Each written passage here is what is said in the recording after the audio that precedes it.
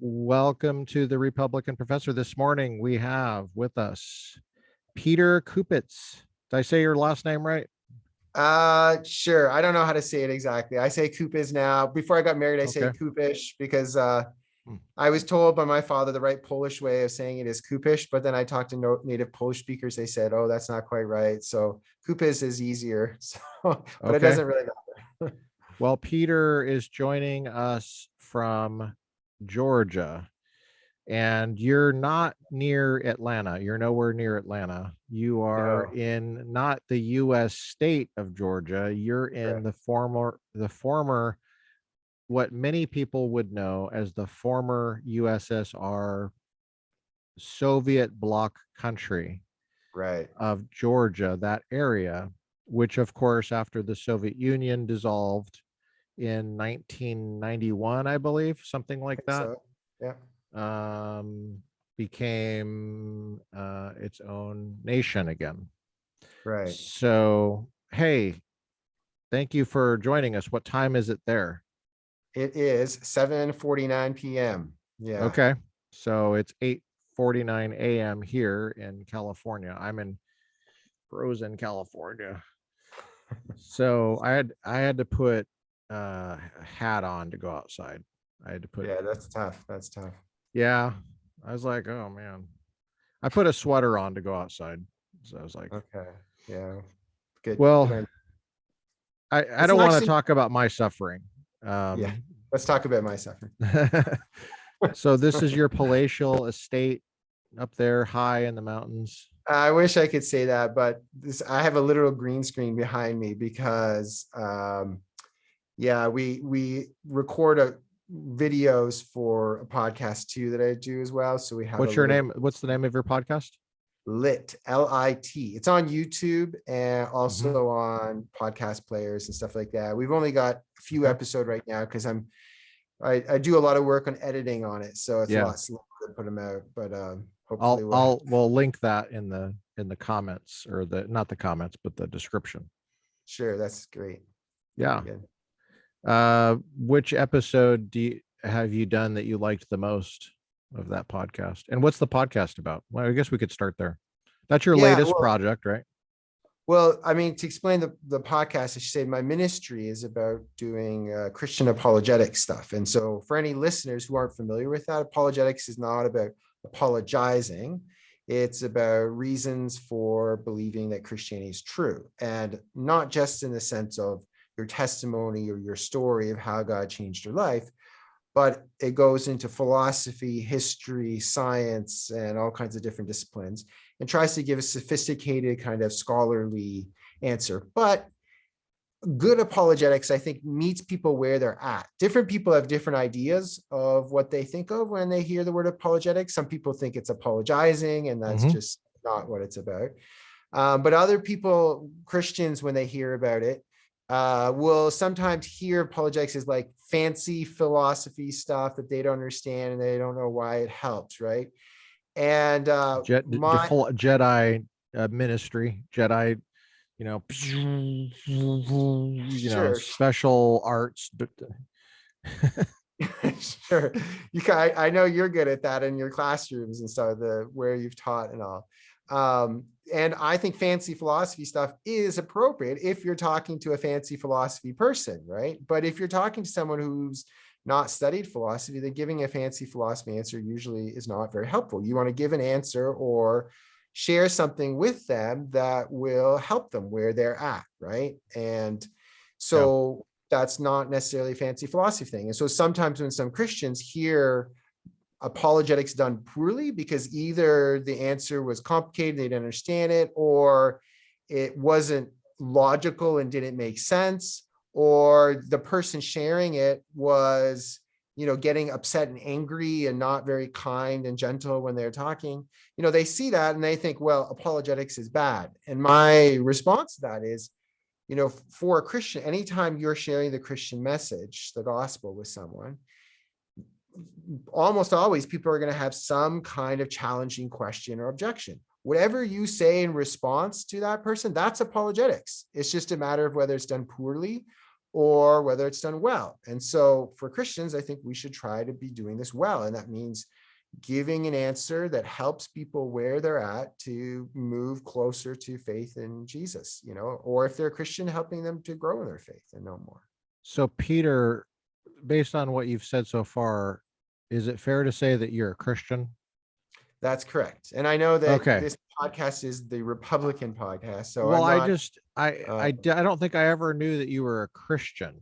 okay, well, now Okay. you know. All right. So I got to take this in a different direction. I thought you were an atheist. Okay, all right. Now we know. We've got this. Okay. Well, no, I can adapt. All right. No, I'm just kidding. Well, let me share a warm anecdote for how I met you. I met you at Biola University in California, which is it's near the city of Los Angeles. It's not really in the city of Los Angeles, but it's just outside of the city. Right. In the county of Los Angeles, what Americans call a county. And we were graduate students in the philosophy program there. Right. And I can't remember exactly which classes we had. It seemed like we had many classes together, because my memories of you are always between classes, like talking around the campus, and just, I remember your accent, and I was trying to place your accent. Okay. And it seemed like you had a Canadian accent to me. That's just my opinion. And I would never want to force my opinion on anybody. Good, because I don't want to be forced. Yeah, and I know that there's no truth about it. It's just opinions about where you're from. Right. But Well, I was born and raised in Canada, so that might have something to do with it. wait, so is that your truth, or is that actually the truth? Both. Okay, so what part of Canada did you come from? Toronto, and not like I'm not saying Toronto like all the fakers out there who are from like 3-hour drive away from Toronto. Oh yes, because nobody else knows the place where they're from. I'm from we have fakers too. We have fakers, totally. There are people that say I'm from LA, and they're not firmly from LA. They're from the desert, like 2 hours away, Right. But no one wants to say Apple Valley, so. Sure. But Southern California, a lot of places in the world you can go, say Southern California, people know That's that. true. But That's true. saying Southern Ontario is a little harder, but people Yeah. hopefully know Toronto, so they, just say Toronto. So is it Southern Ontario? Is that how you would say it? Well, that's the fakers out there who say they're from Toronto. Oh, right. A lot Okay, of times gotcha. are from Southern Ontario. That's the province that Toronto is in. You can tell because they have a Southern accent, and they're like, boy, I'm from Ontario. I'm from the south side of Ontario. That's exactly what they sound, Lucas. How did you know? You did it perfectly. I don't know what you're talking about over here. Well, get out of my, I got a pickup truck with some rifles. So, so I got to say something about like how we first met, because I'm a little honored that you invited me on, because I think we first met through my friend Joe. And I remember somehow it came up that you had been in the military and had, done China stuff, and you had learned Chinese. And so we'll edit that out. We'll edit that stuff out, because I don't want to get cyber attacked. Okay, that's okay. Don't worry. You could say it. Well, I already told you, say whatever. Yeah, it's fine. Okay. All right. So you had been aware of this East Asian language, and I learned a few words of that East Asian language for a little while. So I was gonna just jokingly be like, oh, I know that language too as well. And so I said, I counted to 5 in it. And I don't know if you realized I was joking, or if maybe we didn't know each other. So you didn't know I was joking. And I think your impression of me, this guy is like what I figured you thought of me is, this guy's an idiot, And then I noticed you have fun Facebook posts about the professor interacting with students, and I enjoyed reading them. So I remember, I thought I just sent you one message saying, oh, I like your posts, and you have some fun things to say. But one day I looked back and I had said the same thing 5 times to you. And I just thought, Lucas probably thinks I'm mentally retarded or something, because I just if somebody did that to me, I'd be like, okay, you said this 4 times now. Why do you keep repeating the same thing? And I just didn't realize I'd done that. So I for years now, I figured Lucas just thinks I'm an idiot probably. And I'm not. So then you invited me to come on the show, and I'm like, oh, I guess he doesn't think I'm that dumb after all. That's an honor. Oh, So, no. I was always delighted with our conversations. We would, and I do believe that we kept in touch. This is before Facebook. So the Biola was way before Facebook right, for me right. anyway. I mean, maybe not for you. Yeah. Um, uh, well, I guess I got on Facebook like 2006 because graduated Biola 2005, got on Facebook 2006, but it was my students that created my account. I didn't create my own account. They created it for me. My Loyola Marymount students in 2006. They said, "You're not on Facebook." And I said, no, I don't understand it. I don't get it. And so they said, "Oh, it's great. You can." They tried to explain it to me and it sounded pretty lame to me, to be honest with you. But so they created my first account and it was called Master Luke. Wow. That's the Luke name. Jedi. And Jedi I Master. still don't really know how I even got the password. I guess they gave me the password and then later I changed it. At least I hope I did. But Oh, I see. anyway, so I didn't do anything on Facebook really much until a couple years later when my dad died. Oh, My dad died, brought people together that hadn't been talking in a long time. And hmm. Facebook is kind of how we connected. So actually, that's really when I started posting things on Hmm. Facebook for Okay. for the most part. I think I posted a few things before, but just Yeah. I still remember hearing about Facebook first when I was at Biola. I remember talking about this really cute girl I knew from high school or something. And I remember friends saying, look her up on Facebook. And I was like, I don't know what that is. Why should I look her up? And then yeah. later on, I was living in Korea. And that's when someone sent me a link, got me signed up. And at first it was just like, people were posting pictures of what they ate for lunch. And I'm like, why on earth do I want to sit here Mhm, looking at people's photos of what they had for lunch? This is like stupid. Why is anybody on this? mhm. But like things change and it progressed. So we studied philosophy. Do you remember which classes we had together? No, I don't. But I just remember also Did you what year did you get there? 2001, I believe, is when I started. I think 2005, I believe, is when I think I graduated the same time, spring or spring 2005. And I think I started September 2001. Where did you do your undergrad? I did it in Toronto at a kind of a no-name university called Ryerson University. Oh, well, that's a name. It's got a name. Good point. Good point. That's why you're Um, the master, Luke. well, it was just a little odd that you said it's a no name and then you gave me the name. Yeah, true. Kind of bizarre. Now, you went after that, you went to University of Toronto for more graduate work. Is that correct? Yeah, I did a second MA in history and philosophy of science and technology at the University of Toronto. Ooh, that's really interesting. I remember you doing that. I remember keeping up with you. I don't know how we kept in touch, Peter, Maybe but just we didn't talk too much, but maybe just maybe I saw got Facebook maybe I posts. got no, it must have been through email or something Okay. because I wasn't doing anything. I mean, what years were you at Toronto for your the other masters? Well, it would have been, so I first went to Korea 2007. I think it was year of 2008, I Hmm. believe. Well, it might have been on Facebook then. Okay. Okay. Well, okay. So it's interesting how it's hard to know. Toronto it's a really small town, right? It's kind of a backwoods hick town, basically. Bunch of people like fishing there, like in ponds and target shooting kind of stuff. People like a lot of tattoos, probably beer cans everywhere. Is that kind of Lucas, how you you're like remember a Toronto Toronto? native. How do you know all this Yeah, stuff? okay. I thought so. And it's like the town population is like 5,000, something like that. It's On a maybe good like day. On a it good might be day. like 5,000 like 163 now or something. But Yeah. no, okay, Toronto's a major city, right? It's got millions and millions of people. It's like the New York of Of Canada. California. It's Is the it would you yeah, say it's like a New York or Boston or something?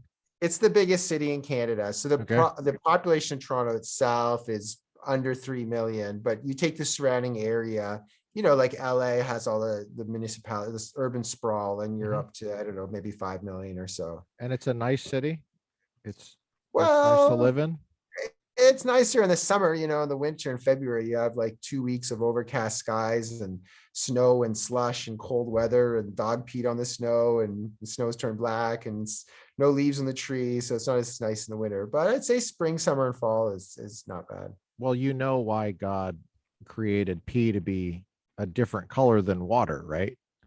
It's so that when you're walking in Canada and you see the snow and you're thirsty, You you don't don't drink the exactly. You pick up the clean snow.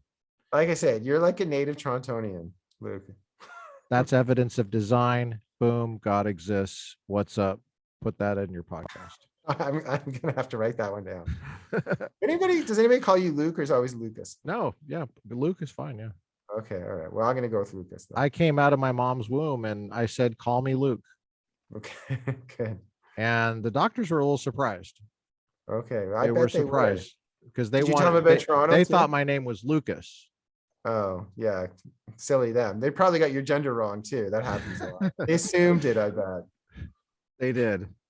And I was That's- like, you perverts, give me a towel. You were pretty offended, yeah. Okay, so Peter, your ministry, you don't just study philosophy just for kicks and giggles. You obviously are interested in the technical details of philosophy, but you use it every day. You used it every day in your international ministry. You've traveled a lot through well, tell us about your travels. I mean, All right. I'm not an expert in your travels, but I've seen here and there. You obviously went to Korea. You already said that. You're Yeah. talking about South Korea? Yes, right. South Korea. Okay. Right. I'd I'd love to visit North Korea, but I went on the little Panmunjom. We always see in the news, like the little border area, and they have a UN building that's right straddle. So kind of on one side of that, I went to North Korea, but it was inside the UN building. So I don't know if that counts. It does count. Of course it counts. Okay.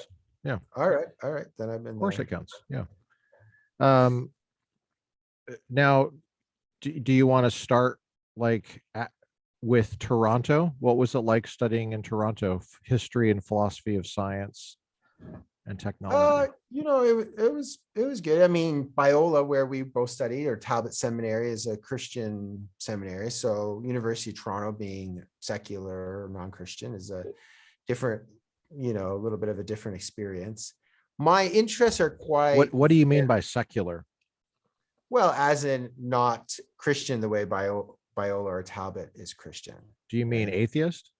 No, well, no, not necessarily atheist, but you do have lots of different religious views there. You remember there was a Mormon lady in our program. I know there was a Roman Catholic priest who was a friend of the family who had graduated from there. I'm sure some people were atheists.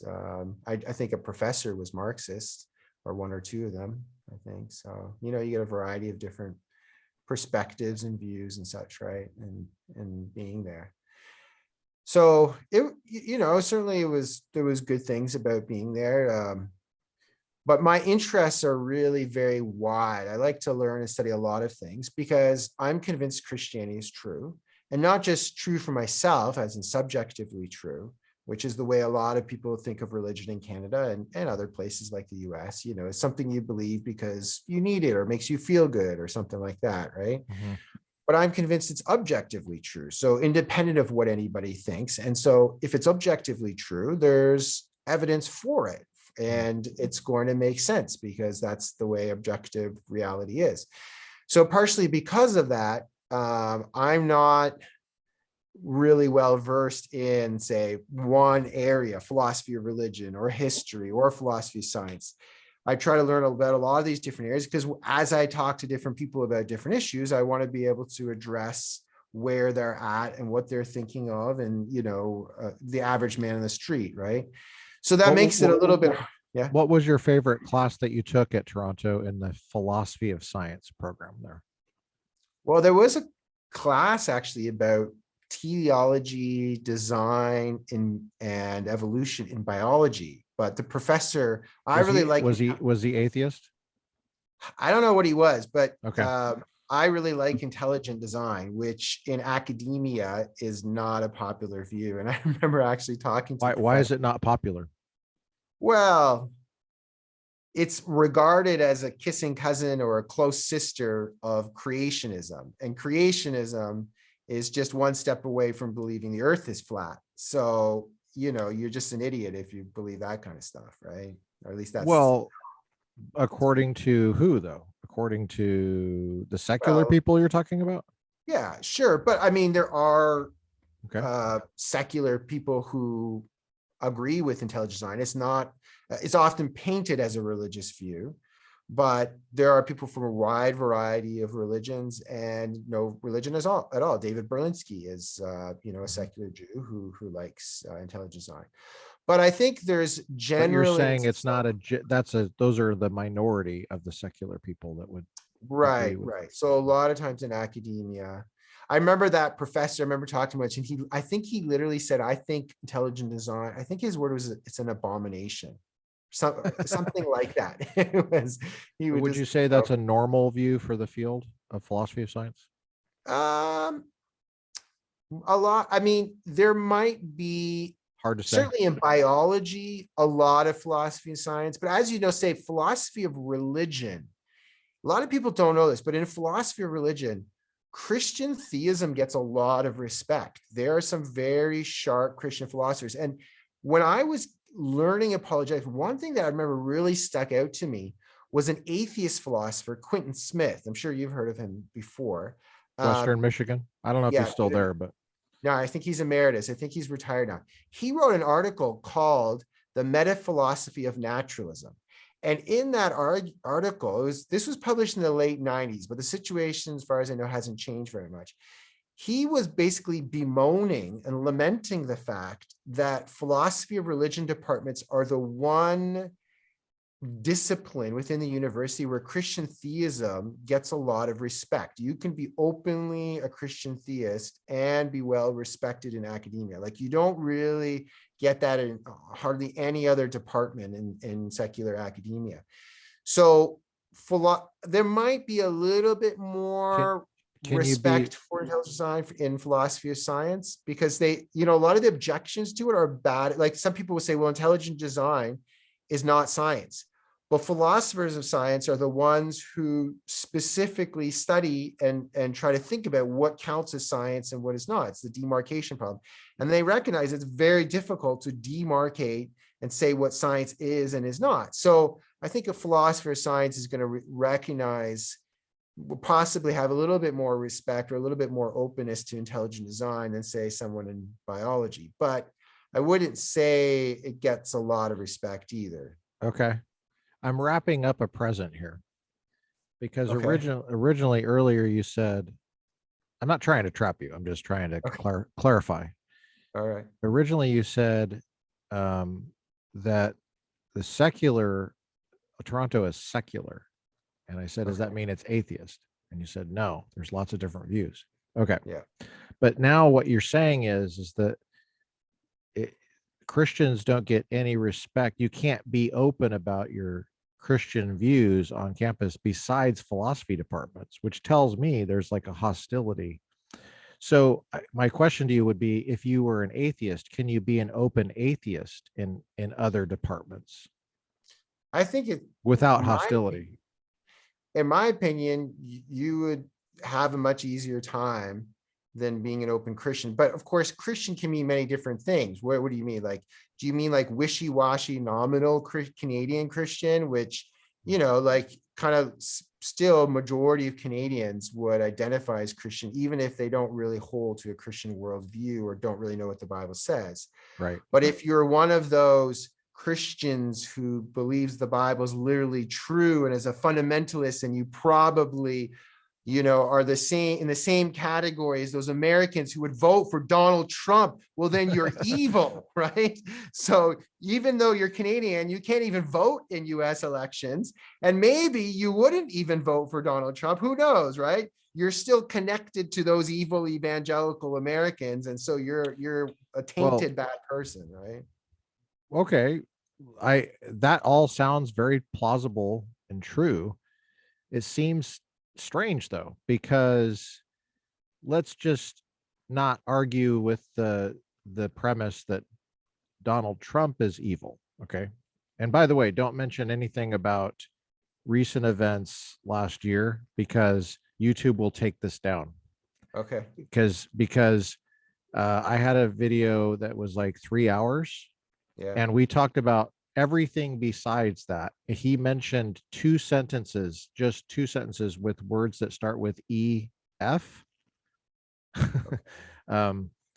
And he didn't even specify the election year. He did not specify what the office was. Okay. And now I've just said the E word. So if the F word is ever said anywhere in this video, they'll take it down. Okay. And it's weird because they said it was misinformation. The guy had barely mentioned, I mean, in 2 sentences, and he wasn't like, there wasn't even a topic of discussion. I just listened to what he said. He just said his opinion like in 2 sentences. He didn't even specify what he was talking about exactly. Okay. And then YouTube said, this is misinformation. So I'm going to appeal it. I'm in the process of appealing it, because I have to listen to the 3 hours again and make sure that was the only time he said it. It was minute 34. Anyway, it's just crazy, the censorship that we're dealing with. There's a lot of censorship down here in America. Over and over again. Like, Yeah. But you know, I'm kind of glad that YouTube is in America, because I think if YouTube was based in Canada, it'd probably be a lot worse. You know, the censorship. So Well, okay, so Donald Trump is evil. Let's just take that for granted. But he became president just a few years ago, right? Mm-hmm. And so how could you tell that we were wrong before that? What was it, George Bush? You know, was it Ronald Reagan? I mean, I'm noticing a pattern here. There's a political pattern, a bias. Yeah, Canada is definitely, you know, much more progressive than the US. Conservatism in the US is a lot stronger. And so as the progressive direction of Canada and parts of the US and Europe has gone further and further away from the conservative view in the US, then that's caused a lot of people not to like American conservatives, and evangelical Christians easily get lumped into that. And so, you know, evangelical Christians have a lot of different views on, I've talked to a lot of evangelical Christians who really don't like Donald Trump and who really don't like American conservatives, or where a lot of evangelicals stand. And I'm not trying to say my views here. I'm just saying, you know, there's a lot of variety. No, we're just talking. Yeah, we're just talking. Yeah. So that's what everybody should be free to do, is just talk. I mean, it's such a basic thing. Yeah, I agree. It's our nature. It's our nature. Like Aristotle said, it's our nature to talk. Yeah. So evangelical Christians are quite becoming a small minority in Canada, but they're really kind of the only minority you can kind of despise in Canada, and nobody looks down upon you for that. You know, well, it's not surprising that they would be a minority then, because of what you just said. Right. Well, yeah, when they, you know, get regarded that way, people don't want to be that cool. Yeah, makes sense. So the tragedy, though, I think is, I'm not so concerned about conservatism in general. I'm more concerned about Christianity and a Christian worldview. And now I think there's overlap between we were talking right? Let's go back to philosophy of science, because I don't think we ever defined that term. Maybe somebody's listening to this that is trying to keep up, and maybe they get the idea of philosophy of religion, but philosophy of science is fuzzy to them, and they might be thinking, why don't you just go to, if you like science, why don't you just go to the University of Toronto and study science? Sure. So why study philosophy of science instead of just like science? Yeah. Well, because philosophy of science just looks at different issues and different questions. And the issues they are looking at are best dealt with using the tools that philosophers acquire, right? Okay, that's very interesting. So it's not like microscopes and beakers like in a chemistry lab. What kind of tools are we talking about for philosophy? Well, so one big thing that I've talked about is just what is science? Like what counts as it? And you can't do a test tube experiment or, smash some particles together or whatever it is to be able to define what science is and is not, right? It's just not a scientific question. It's a philosophical, or you could say a linguistic question, right? So that's where philosophy comes into play. Or another area that philosophers look at is realism and anti-realism. So for example, when you talk about subatomic particles, should we regard those subatomic particles as things that really exist, or are we just thinking of them in a way that they exist, but we're maybe because it's useful to think that way about them, right? The reason for being skeptical about whether they really exist, taking anti-realist view, is because lots of times in the history of physics, they thought that they figured out, okay, this is what subatomic particles are, right? They're this, and they had the Rutherford Bohr model where they have like kind of like planets going around the nucleus, and they realized, no, that's not quite right. And so over time, they realized their original conception of what subatomic particles are turned out to be wrong. So then they increasingly start to think, well, maybe we really shouldn't try to say that we know what's going on here because we really don't. So, but then other people would say, we can have confidence just because we were wrong in the past doesn't mean we're wrong now. And now we do know what we're dealing with here, right? Even if it's hard to understand. I mean, you have wave particle duality, which is, still hard to understand for anybody, but that's another issue that philosophers get into. You mentioned the demarcation problem earlier. Yep. You referenced that. Can you say a little bit more about that? What's the demarcation problem in the philosophy of science? Right. So it's all about trying to demarcate what is science and what is not science. And the problem they have, whenever they try to define it, is that they will try to create a set of conditions, necessary sufficient conditions, to define what science is. Mm-hmm. But then they get this definition and they realize that either they are including something, that this definition includes something that they don't want to include, like astrology, or they're excluding something that they do want to count as science, right? Like So paleontology or something? Yeah, whatever it might be, right? And of course, it's. Can you give an just, example of that? So that well, I off the top of my head, it's been a little while since I looked at it, so I'm not quite sure of what is an example of something that they. the social sciences would be low hanging fruit, right? Yeah, The I mean, sociology, psychology. just in normal conversation, we talk about the hard sciences and the soft sciences, right? Right, right. Hard sciences would be biology, chemistry, and physics, and soft sciences would be things like economics or maybe history or something like that. And right. So, even just in average everyday discussion, what do we mean by science? People like Richard Dawkins, who is an atheist, will say that everything can be investigated by science, right? Mm-hmm. And so science can tell us everything about everything. But, people point out, well, look, like morality, is ethics really part of science? We know certain things are true. We know that murdering an innocent person is wrong, but that's not a scientific statement. But, if Richard Dawkins has his way, anything that he wants to count as knowledge is scientific. So morality would now be science, right? But I remember hearing an atheist philosopher, his name, I can't remember quite now. He's in New York, CUNY University. He's got a PhD in philosophy too, and a PhD in science. He's an Italian-American philosopher. Anyway, so he's an atheist too. And he was pointing at the problem with Richard Dawkins doing this and saying, look, as a philosopher, I can play that game too. And I can say, philosophy can tell us about everything, and then just define anything that you want to count as knowledge as something that belongs to philosophy. So now it's not science that's king, it's philosophy that's king, right? So, it's kind of a silly That's game, great. right? That's awesome. Yeah. Well, if you can remember his name later, just email it to me and I'll put it in the description. Okay. So that's all very interesting. Lots of cultural remarks about higher education here. Seems like Mhm. there's a lot that you're noticing that kind of gets in the way of free thinking. Seems like there's a lot of social pressures. Yeah. I So, mean I mean, that's true anywhere. It's just the nature of people. People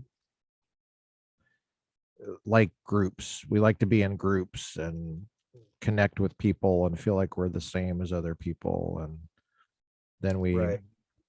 it does affect our thinking or whether we do think. Yeah. Yeah. I mean, both people who are on the left and the right sometimes are just exposing themselves to ideas they already agree with. Yeah. People get echo chambers, and that's sad. We should be Mhm. trying to expose ourselves to other ideas and such. You would think So, it'd but be yeah, relatively easy to do that, to be exposed to other views, but it seems like the way that that's happening with technology is only making people more isolated to me. And that's yeah, interesting to me because we've never been more connected, possibly connected than we are now. I mean, you're over there in Georgia right. and I'm over here. You're in the free state of Georgia. I'm in communist California. Okay. I'm in the communists took over California. Yeah. Socialist. This is a Soviet state. Okay. All right. Good And to you're in hear. the free country of Georgia. So anyway, um but we look at it, look at us. We're talking right now. Yeah. Yeah. It's It's a amazing. And this will be archived for right. future generations so that they Right. will know who Peter Kupitz was and how he said Hopefully. his name and where he went to school, Ryerson, and what And did he my study and what's the accent. demarcation problem and his Yeah. accent. Yeah. Yeah. And that's all wonderful, but I guess what I'm getting at is a low, but people have a limited attention span, Right. and technology has a way, would you agree with this, of of of uh, making us focus on almost nothing and using our time. What do you think about Yes. that? Yeah. I mean, I've heard it said before. I don't know if you've seen the meme or something online where um somebody says, like, this is amazing. Like, imagine we go back in time and we show them how we have these things in our pockets, these phones that give us practically the totality of human knowledge. Anything we could ever want to find out, we can just open our phone and find it. And then they're like, you go back to the Middle Ages and they're like, that's amazing. So what do you use it for? What do you learn? You're like, wow, mainly just like cat videos and stuff like that. Like, what? So that's true. A lot of times people are just, TikTok is exploding, and TikTok is all about 10-second videos and such.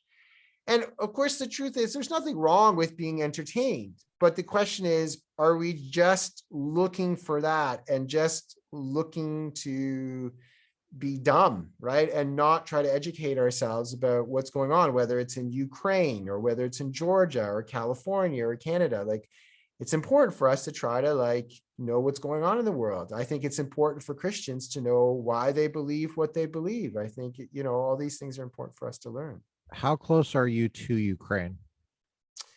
Not, it's far enough away that, we don't have Ukrainian refugees, but ironically, we have some Russian refugees coming into Georgia now. Why is that? So, well, what I've heard from my Georgian friends is that, Russia getting hit with sanctions and companies closing down, they're having some problems getting products and stuff like that there. So they're coming into Georgia now because we share a border. It's easy to come across. But my Georgian friends are kind of concerned because, Georgia shares similarities with Ukraine in the sense that Ukraine, had Crimea annexed by Russia and Eastern Ukraine. Well, Georgia had the same thing. They've had the western part of Georgia, as Kazia or something like that it's called. And then there's a more of a central area that's connected to Russia called Ossetia. Both of those have been annexed by Russia in the past 10, 20 years or so. So and Georgians have been trying to join NATO for about 15 years too, but they haven't been able to. So Georgians are concerned as these Russians are coming in, they aren't particularly liked. And in fact, my wife and I tried to go into one of the two big banks here the other day, and they asked us, because that's where we bank, they asked us, where are you from? And we weren't sure what they were meant, but then they asked us, are you Russian? And we said, okay, no, of course not. Well, not of course not, but no, we weren't. You said no. You said no. I'm not in a hurry. Yeah, that's right. I'm not rushing. That's right. If I was Russian, that might be a good line. Yeah. Because yes, I am in a hurry. I'm rushing. They're not serving Russians. They refuse to serve them. And Georgians see a lot of affinity to Ukraine because they're both former Soviet Union countries that are looking more Western, want to be part of EU, want to be part of NATO. So they're concerned as these Russians come in, and sometimes, because the Georgian government is not putting any sanctions against Russia. I think they feel they're too weak and too close to Russia to take that strong of a stand. But average Georgians are strongly against what Russia is doing in Ukraine right now. If you're listening to this in the future, we're just about 1 or 2 weeks into the Russian invasion of Ukraine. So if anybody's wondering, everybody that will be listening to this will be listening to it in the future. Good point. Yeah, that's because but we're not live. Now, if you're listening to this in the past, before we recorded it, what will happen is that Russia will invade Ukraine. Good point. So if you're in Ukraine, you might want to. I'm just making stupid comments. It's okay. It's a good point. No, it's just funny. I'm just having a good time. You're just being Lucas. I know you well. Yeah, I'm an idiot. Just ignore me. Okay. So yes, Georgians are concerned that Russians will come in here. Yeah, they're not getting treated well. They have to ask you, right? They have to ask you because Russians don't look different, right? Is that right? That's right. Actually, we have a friend of ours who she's from South Ossetia, but people think she's Russian because her last name's Russian. And so she gets asked. And actually, we went on a little vacation to Cyprus, and there was at least 1 or 2 people that thought we were Russian too, but I have no Russian ancestry or anything like that. Well, when they ask you, are you Russian? It's interesting. It's kind of an ambiguous question because it could be, are you loyal to Russia? That's a loyalty issue. Or they could be asking, did you come from Russia, whatever your loyalties are? Or they could be asking, are you culturally Russian? Do you speak Russian? Is your family Russian? Yeah, it's not clear what you're asking. Well, it could also be your citizenship versus your ethnicity. Nationality. Yeah, sure. Nationality. Well, yeah, right. Nationality, because that would go to your loyalty, though. That's kind of what I'm assuming, because a citizen is supposed to be loyal. So that's what's kind of. Yeah. And that friend who's Georgian, but from South Ossetia, that part that got occupied by Russia, she was, when I say, oh, are you Georgian or is that person Russian? She's always thinking of ethnicity. So she's like, no, I'm Ossetian. She's not Georgian, she's Ossetian. And her Russian family, who are in North Ossetia, which is on the other side of the border, so they're not Russian, they're Ossetian. But then she's thinking ethnicity, but they're still by citizenship or nationality, they're Russian, and she's citizenship or ethnicity, she's Georgian, right? So what is the strategic importance of Ossetia and the western part of Georgia that Russia would want that? Well, as I understand it, there's a number of Russians living there. So I understand it's part of the same argument that Putin took over parts of Ukraine, Crimea, and the eastern part. I can understand why he'd want Crimea. That's pretty obvious. Okay, so it's obvious to you, right? Too Crimea. Right? Well, it's got historic ties to Russia, and it gives them some more access to the Black Sea and stuff. That's it. It's a longer coast, and it's obviously a beautiful place too. It's a vacation area too. Right. But yes, the Black Sea only has so much land around it, and from a Navy perspective, the more you control of that, the better. Because if you look at Russia, look at their naval options for naval ports. They don't have very many options. I mean, compared to the United States, for example, we have lots of Navy ports, right? Right, right. As Donald Trump would say, we got lots of Navy ports. I can't do a very good Donald Trump, but Yeah. we have but Russia, most of their sea access is the Arctic. Right. Just not And very that's tough to helpful. get in and out. It's not very Yeah. helpful. They have some down by Japan, North Korea, and Right. they do have major Navy facilities there. And then they Right. have Baltic, kind of access, and then North Sea, and then they have the Black Sea. That's it. Right. What else are they going to do? The And Black they're Sea. kind of limited when they go through the Black Sea. They've got to go through Yes, what's that's that right. strait in Mexican Dardanelles, hole there, right? or whatever. And then when they go from their northern Phosphorus ports, Straits. out to the Atlantic, they've got to go through by the Baltic nations and out through, that It's a area around pain. Denmark. It's a It's pain. kind of You tightly feel accessible. micromanaged. Yeah, you feel micromanaged. It's just the nature of geography. You feel micromanaged, and Yeah. as Right. opposed to okay, the United States, San Diego. Sure. No, that's a major Navy facility. Nobody's micromanaging that. Yeah, yeah. Well, not only does the US have the East Coast, they have the West Coast. That's right. they've got That's right. Alaska, and then you've Hawaii. got, I live in Korea, you've got, they had ports in Korea, but you've got Japan and Guam. all the, Okinawa, they have ports in there, and then they rent out ports from like the British and the Indian Ocean, I believe, and other places too. They've just got a lot of different naval. It's not the facilities Indian like that. Ocean anymore. It's the Native American Ocean. Oh, I'm not supposed to say Indian anymore. Got it. Thank you. Yeah, that's true. Probably We First have Nations, wouldn't it be? yeah, First Nations. There you go. Aboriginal, actually, in Canada. it keeps Aboriginal. changing. It's an Aboriginal ocean. There you go. But the funny thing about China that we're having with China is that the Communist Party in China says it's called the South China Sea, so it's ours. Yeah, yeah, that's And it would be like, alarming. well, can you imagine if India said it's called the Indian Ocean, so it's ours, obviously. I mean, hello, I'm it's our very- ocean.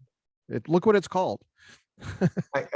I'm very alarmed by China, and I've been trying to beat the warning drum about China. I think quite a bit before people were getting worried about it, and I was alarmed by Russia too as well. And I think the world's starting to wake up to what's going on there. And I mean, it's good, but and I'm concerned also as a Christian because there's lots of Chinese Christians who end up getting persecuted, and people hear a lot about the Uyghurs in Western China, but they don't hear a lot, so much about Christians who are getting persecuted. And that's I'm sad a lot of times by a lot of Western Christians just don't seem to be particularly concerned by just how much suffering Christians experience around the world. I mean, in the West, the woke narrative is that Christians are the oppressors, right? But what many people don't realize is Christians outside of the Western world are some of the most persecuted people in the world. And you just don't hear about it. A lot of Christians don't seem to be particularly concerned about that.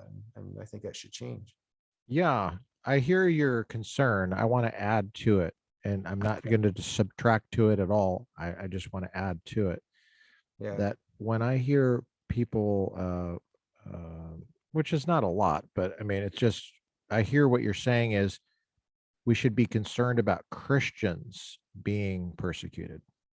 I share that. But that doesn't particularly move me as much as people being oppressed. Sure. And that's the larger thing that I think people miss with China is that average everyday Chinese people are oppressed from day one. And the kind of oppression it is particularly insidious because it's the kind of oppression that you might not notice, but you might start noticing later and you can't do anything about it. So I'll just give a shout out to a podcast episode that interviewed, I forget her name. She's very well-known Chinese lady who it's not obviously not in China now, but it was from April 30th, 2020, the Pacific Century podcast. The Pacific Century podcast produced by Stanford University in California. Stanford University, the Pacific Century podcast, April 30th, 2020. And Okay. the what they do is they interview this Chinese lady who talks about what it's like to grow up under communist control. And Mm, when they're very young, they're taught these songs, these traditional tunes, but the traditional lyrics, like the Confucian lyrics, were changed to communist lyrics. So it's mm, like stuff like the Communist Party is great. I don't know the lyrics, but it's something like that, and it's something like the Communist Party is closer than your mom. The Communist Party is closer than your dad. So it's inserting the government between your parents. mm. And so she says that even leaving, even though she's left, and she is wide awake about the manipulation, she still feels warm feelings when she hears those tunes because that's how deeply embedded it is in like almost like a cellular level. Yeah. And maybe Christians could understand this if you grew up in church and you heard the hymns, and Mm, maybe you didn't like the hymns when you were a kid, but I feel very warm when I hear certain hymns. yeah, You know yeah, what I yeah. mean? So there's a It's good. warm feeling, and it's kind of like Amazing Grace or something like that. But Yeah, yeah. imagine Amazing Grace where you never heard the real Amazing Grace. You Mm, never heard those words. They were changed to something else, like yeah, communist yeah. propaganda. And then Right. that's what you feel warm with. And imagine the mental torture of it makes you feel warm, but you can see how sick it is. Yeah. So it's a very interesting podcast episode. I highly recommend it. April 30th, 2020, Okay. the Pacific Century, produced by Okay. Stanford. I'll have to listen to that. Yeah, so I'm not just concerned about Christians suffering. I'm concerned Yeah, about yeah. people No, because I agree. people are, yeah, I know you do. That's why I was just adding it. Yeah. Your concern is with people, obviously, because look at what you do. You're ministering to people. You're reaching out to all kinds of people. What kind of people have you reached out to? What kind of experiences have you had? Oh man, I've talked to a lot of different people. And I mean, I appreciate the way you put it because some people regard, they would describe what I'm doing as proselytizing, right? And sometimes that's Okay. a dirty word for certain people, is like you're taking away their culture. If I'm traveling to other parts of the world and trying to share my faith, that I'm pushing my religion on them. But I think that's what you would say if you don't think Christianity is true. If it is true, there is a real God who deserves to be worshiped. And the most important thing we can do in our lives is give him the worship that he deserves and be made right with him through the death of Jesus's death on the cross, right? So that's a loving thing to do, right? And I also always believe, like when I share with people, I'm not interested in pushing anything on anyone, but if people want to talk together or they want to listen to what I'm saying, I think there's good reasons to believe that Christianity is true. And so I'm just interested in sharing that with anybody that wants to hear it. I don't want to push anything on anyone any more than I would want them to push things on me. So I believe, and I even teach Christians, when we want have these conversations, we need to take the time to listen to what other people believe and discuss and talk with them and with gentleness and respect, as it says in the Bible. So I've had the opportunity to talk to a lot of different people. I'm fascinated a lot of times by trying to think or understand how people and why they think, how people think and why they think the way they do. So when I was in South Korea, I talked to Jehovah's Witnesses for about 2 years. When I've spent quite a bit of time talking to Mormons. When I was in Southern California, I spent time doing that. And then also in other times and places too as well. I did like 2 missions trips when I was at Biola to Utah, and we actually got hosted by the Mormon church. That was a fun experience. So I spent a lot of time talking with Muslims. Interesting enough, I had an Afghani Muslim friend in South Korea. He was there. He had come there from Afghanistan. So we had some good conversations. When I did my undergrad at Ryerson University, the no-name school that has a name, I remember interacting with the Muslim student group, and we set up a debate too as well. And so we had some interactions there. Lots of stuff online I've talked with. If you go to my Facebook page, the ministry one is called Worldview Summit. So that has a lot of stuff going on. But on my own personal timeline too as well, have a lot of different people who interact. I've had my friend Julie, who's kind of a secular, kind of new age. She sometimes calls herself atheist person in Southern California. She would interact. Then there's, a few atheist friends, my atheist friend Chas, who lives in South Korea. There's Darius, who lives in Canada, who says he describes himself as communist or maybe atheist too as well. There was just a lot of different people. There's been, I mentioned Muslims and stuff like that. So I think it's great in a sense that I think it's important for people from different worldviews and religions to be able to interact with each other. And sometimes it gets a bit testy, but I think we don't have enough dialogue between people of different worldviews and different religions and such. So I'm very glad to see that. And of course, I want to see all these different people become Christians because I'm convinced it's true, right? And I believe there's a real God that deserves our worship. But even if that doesn't happen, why do you think it's true? So for someone maybe who's listening to this and they might think, okay, I think I have this Peter guy nailed down. I think I understand. He believes Christianity is true. Okay, got it. Okay. But he was convinced it was true before he got his training. In other words, he didn't get his training and then he was like, oh, look at this argument. Oh my gosh, I'm a Christian now. Yeah. No, I mean, you went to Biola, that's a Christian school. So obviously you already had Christian beliefs. Is Ryerson a Christian school? No. Oh, okay. Well, they can't use that against you.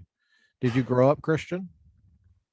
Well, my parents are Christian, right? But I think it was, at certain points. Did you convert them or did they convert you?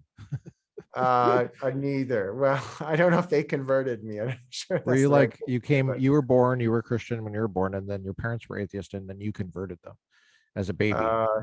Yeah, not quite. I don't know. You did that coming out of the womb, but I did. Yeah, that's right. Skillful.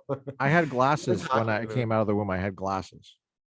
Okay. And they were like, impressive. I've never seen a baby with glasses before come out of the womb. How did that, what is going on? They were like, and so I was cleaning my glasses, because it's kind of messy. Okay. I was using the nurses, to clean my glasses. Using the nurses. The nurse, their blouse. I was using the nurse's blouse to clean my glasses. And I cut my own umbilical cord. Perfect. Did you come out with a knife, your own knife, to cut it, or was it? No, they had scissors, and I was like, let's get going here. Let's talk about Christianity.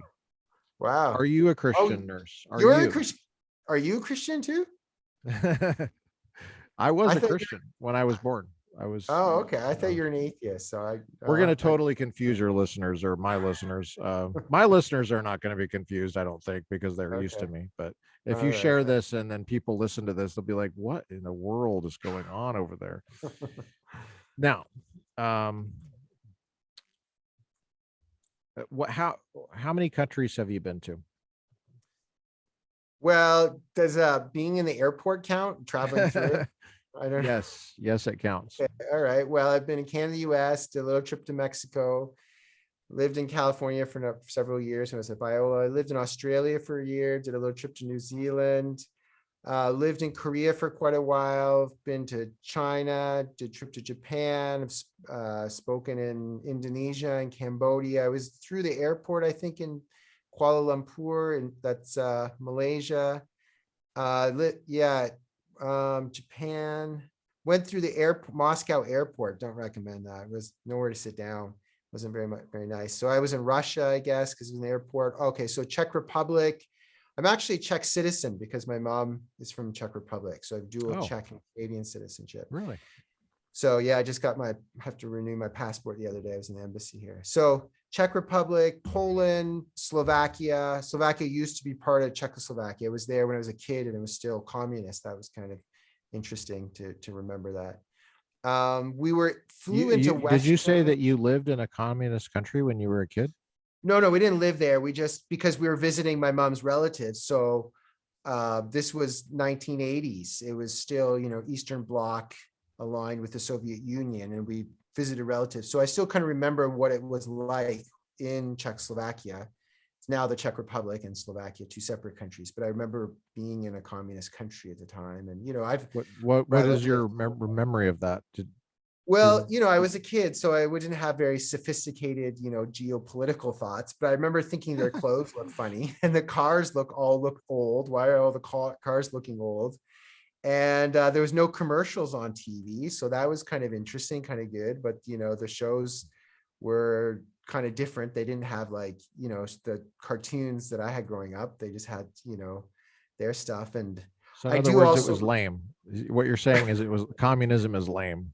Okay, I'm definitely not a fan of communism, but not having commercials on TV, that's I can't say every single thing was bad, right? But there was my relatives all are pretty well, the younger generation, same thing here in Georgia, younger generation are all very happy that they're not communist anymore. Some of the older generation have nostalgia for the day when everybody had a job and the food was really cheap. But of course, like here in Georgia, they'll say there was no food in the stores. Like, yeah, it was cheap, but you had empty shelves most of the time, right? And then of course there was all the repression of Christianity and persecution. Like I literally have my mom's cousin who just passed away. Her first husband disappeared and he was a pastor. My mom's cousin really believes the communists basically took him out. They killed him, but then they made a big show of trying to find him. They got a helicopter, but she really believes the communists killed him because they kind of would leave you alone as a Christian if you weren't influencing anybody. But if your church was growing or something was happening and you had the potential to influence people, and then they didn't like that and they would take you out. And of course, if you were a Christian, you couldn't become a teacher in Czechoslovakia, probably here too. And if you wanted to join the Communist Party, you had to say you're atheist, and the Communist Party was your ticket to get all the good stuff, right? If you weren't part of the party, then you didn't get, the good things in society. So, there was all kinds of bad things that happened during the communist era. And still, like North Korea has incredible suffering today. And there's, people don't have enough food. Christians there face all kinds of persecution and hardship. So that's, on one hand, when I talk about, Christians in the West are, I talked about the University of Toronto, and it's not that good to be a Christian there. Things are changing in the West. Things are becoming harder. If you're a Christian who actually believes the Bible is true, especially in Canada, you're a minority, an increasingly despised minority. But they're not nearly as bad as, what would happen in North Korea today, or what happened during the communist era in the Soviet Union or Eastern Europe, or in the Muslim world or Saudi Arabia. Like, it's still very good for us relative to that. Right. Well, and again, my concern is it's not necessarily for the quality of life for Christians. It's about what that does to people. Like, it makes it harder for people to live, fair. Right? I mean, because they can't entertain as well. There's clearly a bias against the truth of the biblical religion, and theology, and on all the logical implications of that, right? And so I think what ends up happening is if the Christian worldview provides the best hope for flourishing in human life, well, that would have to be the case if God created the world, and it really is true, then those things that are in line with the Christian story, properly in line in terms of economics, in terms of politics, in terms of human rights, then that would be what makes people flourish, helps people flourish. And you see those places in the world where there's the least flourishing. Those are the ones that have the most alienation, I would say, and sometimes hostility toward the Christian worldview. Would you say that's correct? Yeah.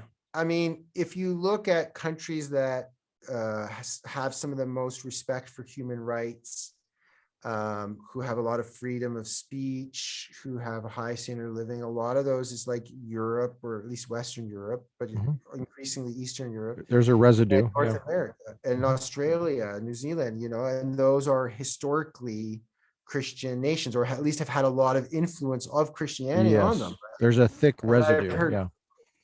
And I've heard even Muslims have, and I don't remember exactly tonight, they have basically created a Muslim Declaration of Human Rights in response to the United Nations Declaration of Human Rights. And a lot of that they've done because they've said, human rights as declared by the United Nations is sometimes described by these Muslims as a secularized ethic of Christianity. And they don't agree with it. And so they've created their own version. I think a lot of people in the West don't realize how much they've inherited from a Christian worldview, and how much the way we think has been affected by that. And they don't like hearing that because they don't like Christianity in many cases. Now, I want to grant, though, too, as well, Korea, I lived there a number of years. It's a wonderful place to live. Japan is also a wonderful place. It's not a hard and fast thing.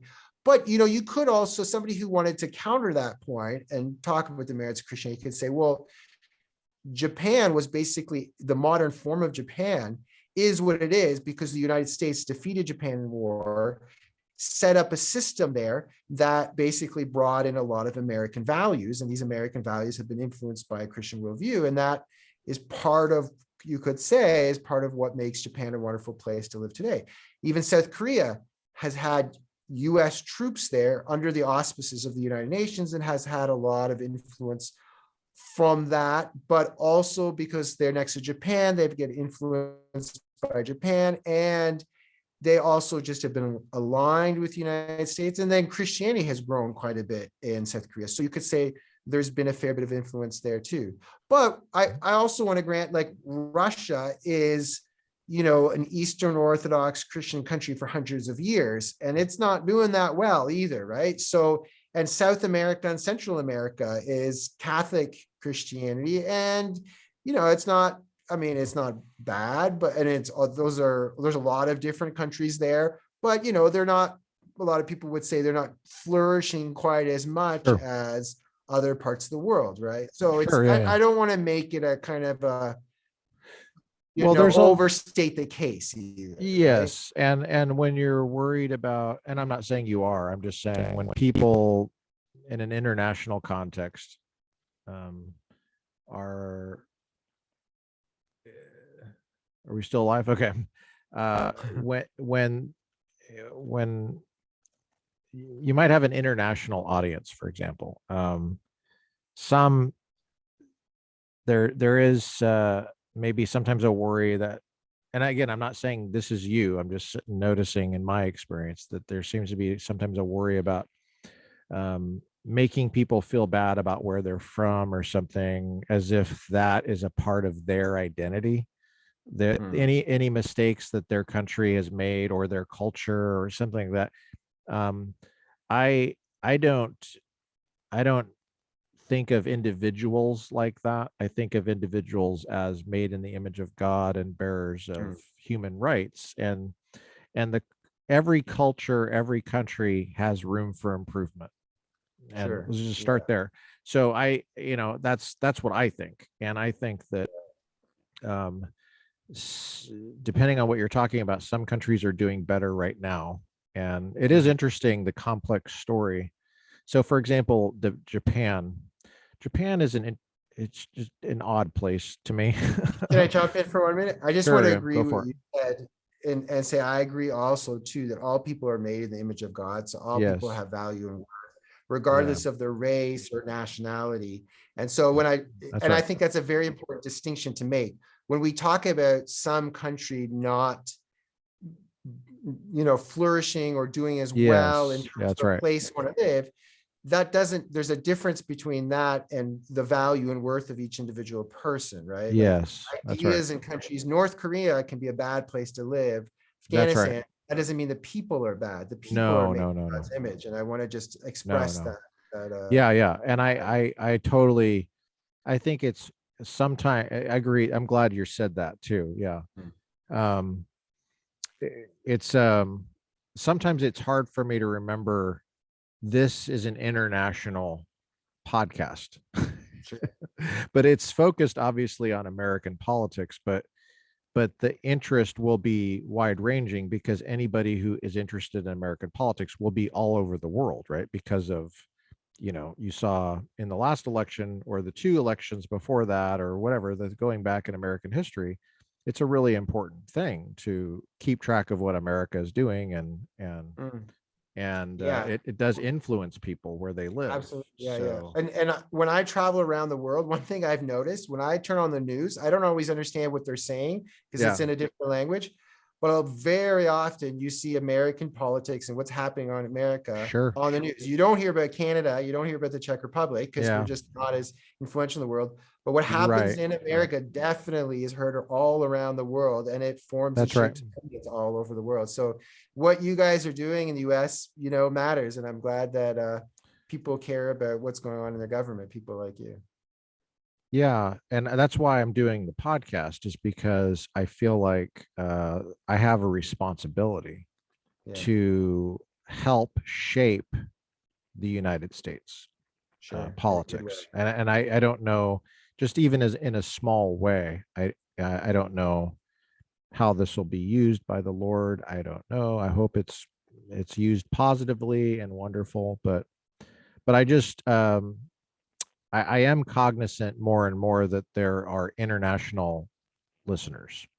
I know Right. we have listeners in Africa, Okay. and I'm certain that there are listeners in Canada and Australia and Europe. Right. But it's not very many, but it might grow. Um, so I always make the distinction, but I also don't want to pander to people and make people feel like they're so sensitive that they can't have a normal discussion about things, but which is obviously not true. But and going back to Japan, Japan is an odd place. I've been there several times, and I'm not sure if I can figure it out. It seems like there's a lot of things that are Japanese that are distinct things, distinctly Japanese things that even predate World War II. But after World War II, yes, the constitution of the place, the political uh, skeleton, you might want to say, that was replaced in world after World War II, Mhm. was very American. It's kind of odd to say very American. I mean, it's either American or it's not. But it was General MacArthur. I mean, Mhm. General MacArthur was a Republican. A lot of people don't know that. He was Mhm. not a Democrat. He was a Republican, Okay. and he's a huge responsibility for that. And he was fired by President Truman over a disagreement about Korea. And the Right. Korean issue, I'll just point this out. Just a simple thing. It's not very complicated. People can chase this down. But if the United States had not intervened in the Korean peninsula, South Korea would be the same as North Korea is now. Yeah. Yeah. That's what it would be like there. Yeah. And it was basically the Chinese Communist Party that was responsible for North Korea, because it was Chinese troops that were fighting Americans in Yeah. that So in the in that first part of the conflict. war, China wasn't part of it. But then after the UN forces landed and US soldiers were the bulk of that, they Yeah, got up close to the Chinese border, and that's then right. China decided to invade, and then it ended up pushing the line Yeah, of the fire, yeah. south, and then it ended up where it And, is and today. who knows what Japan would be like, or the rest of Asia, had we not won World War II. Yeah. Yeah. I mean, they're very different. It's impossible to tell. I have no idea. But when you go to, it would be a lot of suffering. I know that. I Mhm. I mean, for so in Japan, what always sticks out to me in Japan is just the technology everywhere. It's like Mhm. everything is flashy and in multiple colors, and it hurts my eyes, and it just seems like it's uh like you might go to like a steakhouse or something, or just something, get something to eat, and the menu is the kind of colors that you would never see in America. It's like bright orange and Okay. green, and just the bright, weird colors. It's like magic Yeah. marker, like you're highlighting, and it's just stuff like that that I just find odd. But Yeah. the That's true. Japanese people, yeah, Well, my impression is it's very clean and people are very friendly in terms of yes, customer very service. polite. Come That's in, true.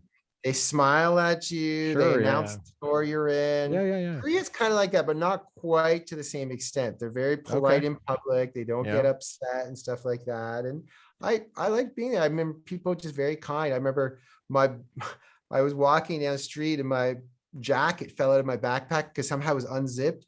And this lady, she ran like 100 meters with a baby carriage, getting my jacket to give it back to me because she knew I had lost it out of there. Just very Oh, nice of her for I doing got a that. story for you for Japan. Okay. I took a taxi and I had about $2,000 worth of yen in Okay. my wallet. And Mm. I got to the motel that I was staying at, the little hotel, and the guy took off. I had left my wallet in the taxi. Okay. Yeah. I actually have two stories for Japan, two for the price of one. All right. I got arrested in Japan one time. Wow. I'll What did you I'll do? tell you that story. I'll tell you the story. So these are two separate stories, two different parts of Japan. This is in South Japan. And a bunch of, basically Japanese is like slow drawl, like, boy, you don't even know where part of Japan you in, boy. You in South Japan, boy. Okay. So anyway, no, but this guy came back like 20 minutes later with all the money in my wallet. And he Wow. said, you, and I was like, I was so surprised. At that hotel, I mean, that tells you a lot. I mean, it might have just been that Yeah. one guy, but I suspect it was actually kind of more of a cultural thing. But the other thing about That's right. Japan, yeah, the other thing about Japan is they don't speak English. What the heck? What's wrong with these people? I go in there and I say, "Where's the bathroom?" And she says, "Hi." I said, "Is this the bathroom?" She says, "Hi." And I said, "Hi. I gotta go. Is this the bathroom?" She goes, "Hi." Yeah. For I those who said, don't know, hi is Japanese for yes. "Was that it this whole time?" I thought she kept saying Yeah. hello to me, and I was like, "Hello. Lucas, I mean, I know. have to go to the bathroom here, man." I'm like, and she just is like, "Hi," She's friendly. and She's I'm being friendly. like, "Hello." So we did this for like 20 minutes. I'm like dancing around. I have to go to the bathroom, Did you pee and your I'm pants? like, "Is this the bathroom?" Hi, and I'm like, hello, anyway. Okay, well, that's a stupid story, but Well, anyway, you're right about them that being actually very did honest. happen. That actually Okay. did happen many times, and I Oh, enjoyed every second of it. Okay, uh, so then it's true though. I I don't want know to if I interject should that tell you they are the very rest. honest people. My American friend Sim, he's married to a Japanese girl, and he once found 20 bucks or 20 yen or something like that on the street or something like that. So in Canada or America, if you find it on the street, it's like it's yours, right? Like, how do you know how it got there? Well, he went home and told his wife 20 yen he got. His wife was mad at him. She's like, you should have taken that to the local little police station because someone could come by later to ask for it. You don't just take 20 yen because it's lying in the street. It's not yours. That's their mentality. If you find something on the ground, they have these little police pillboxes everywhere, and you take it and you leave it there for someone to come and claim it later on. So it's just a lot of like honesty in that way. That's very interesting. Culture Cultural discussions are always so interesting to me because I just find them humorous. The way I look at people, okay, can you imagine being accused of theft and your legal defense is I'm Japanese, Did this really and they're happen? like, "Oh shoot, sorry, I'm not guilty," as if there's there's never been a Japanese thief ever. That doesn't exist. It's not even illegal there because you're Japanese. Hello. No, I mean, but yeah, the human, take for example, Cain and Abel in the Bible. What culture were they from? What nationality? I mean, Yeah. those details are not given, but they're people, they're humans. And Cain developed in his heart an evil desire to mistreat another human being, and he did. And I think that no matter what we think about culture, if you look at the human heart, the issues of mistreatment, the issues of culture are definitely important. I mean, you can train little kids from the time they're little, and probably if you do statistical analysis, most of them will be like, okay, fine. But the human heart is still sinful, right? And we all need a savior.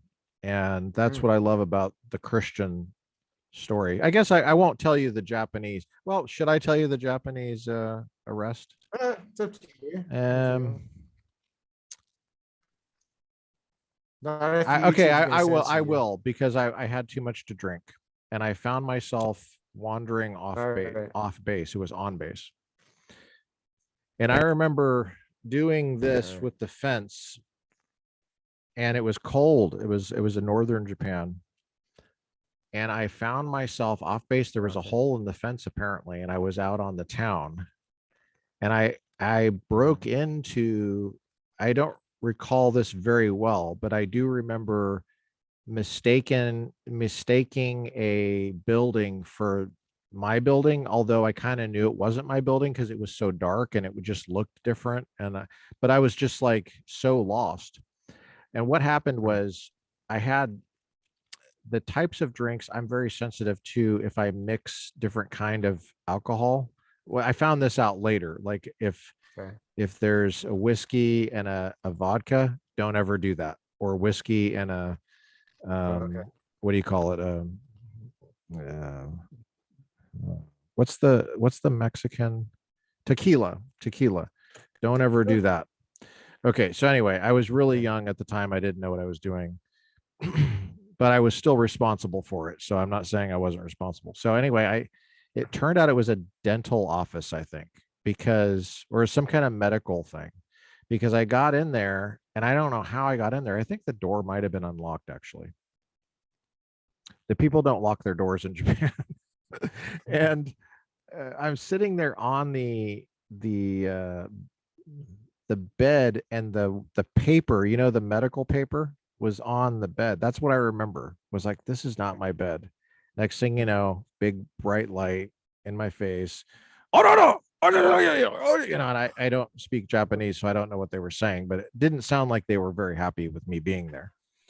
So anyway, the police took me in. I was talking to the policeman. One guy was holding the flashlight, the other guy was yelling at me, and then there was another guy that was talking to me.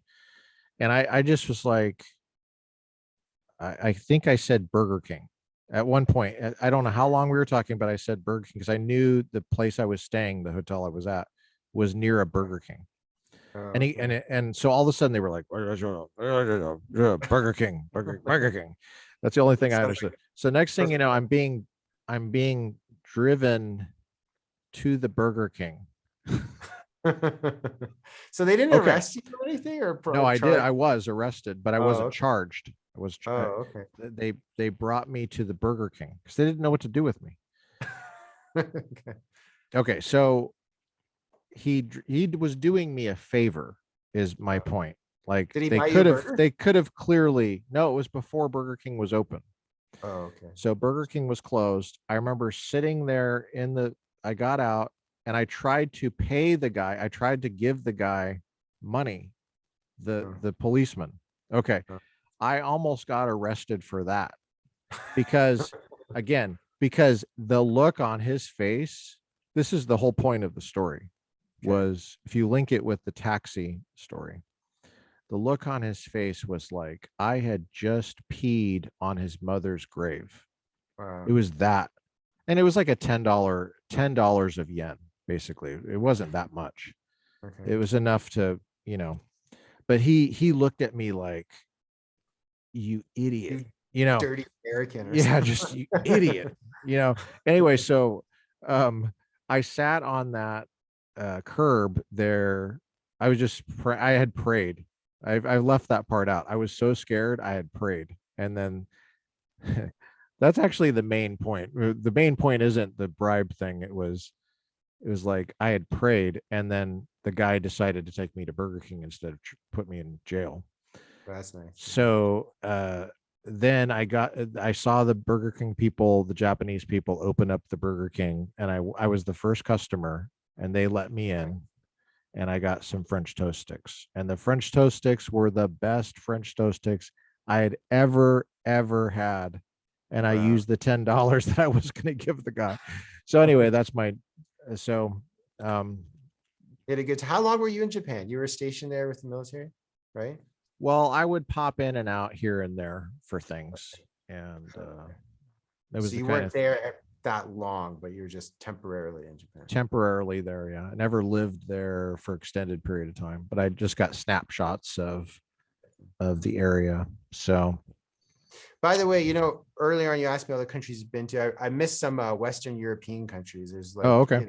France, UK, Netherlands, Poland, and then Italy. Yeah. And then I've also been to Senegal, Africa, and Brazil in South America. So I don't want to leave those out. There's a good countries. Senegal, Africa. Yeah. That's West Africa. Right. French West Africa. And you've been to Brazil? Yep. Right. Okay. How many languages do you speak? Well, I'm a native English speaker, and that's the only language I'm native in. Technically, my mother tongue is Czech in the sense that it was the first language I learned. I spoke it with my mom until I was like 6 years old, and then we stopped speaking Czech at home.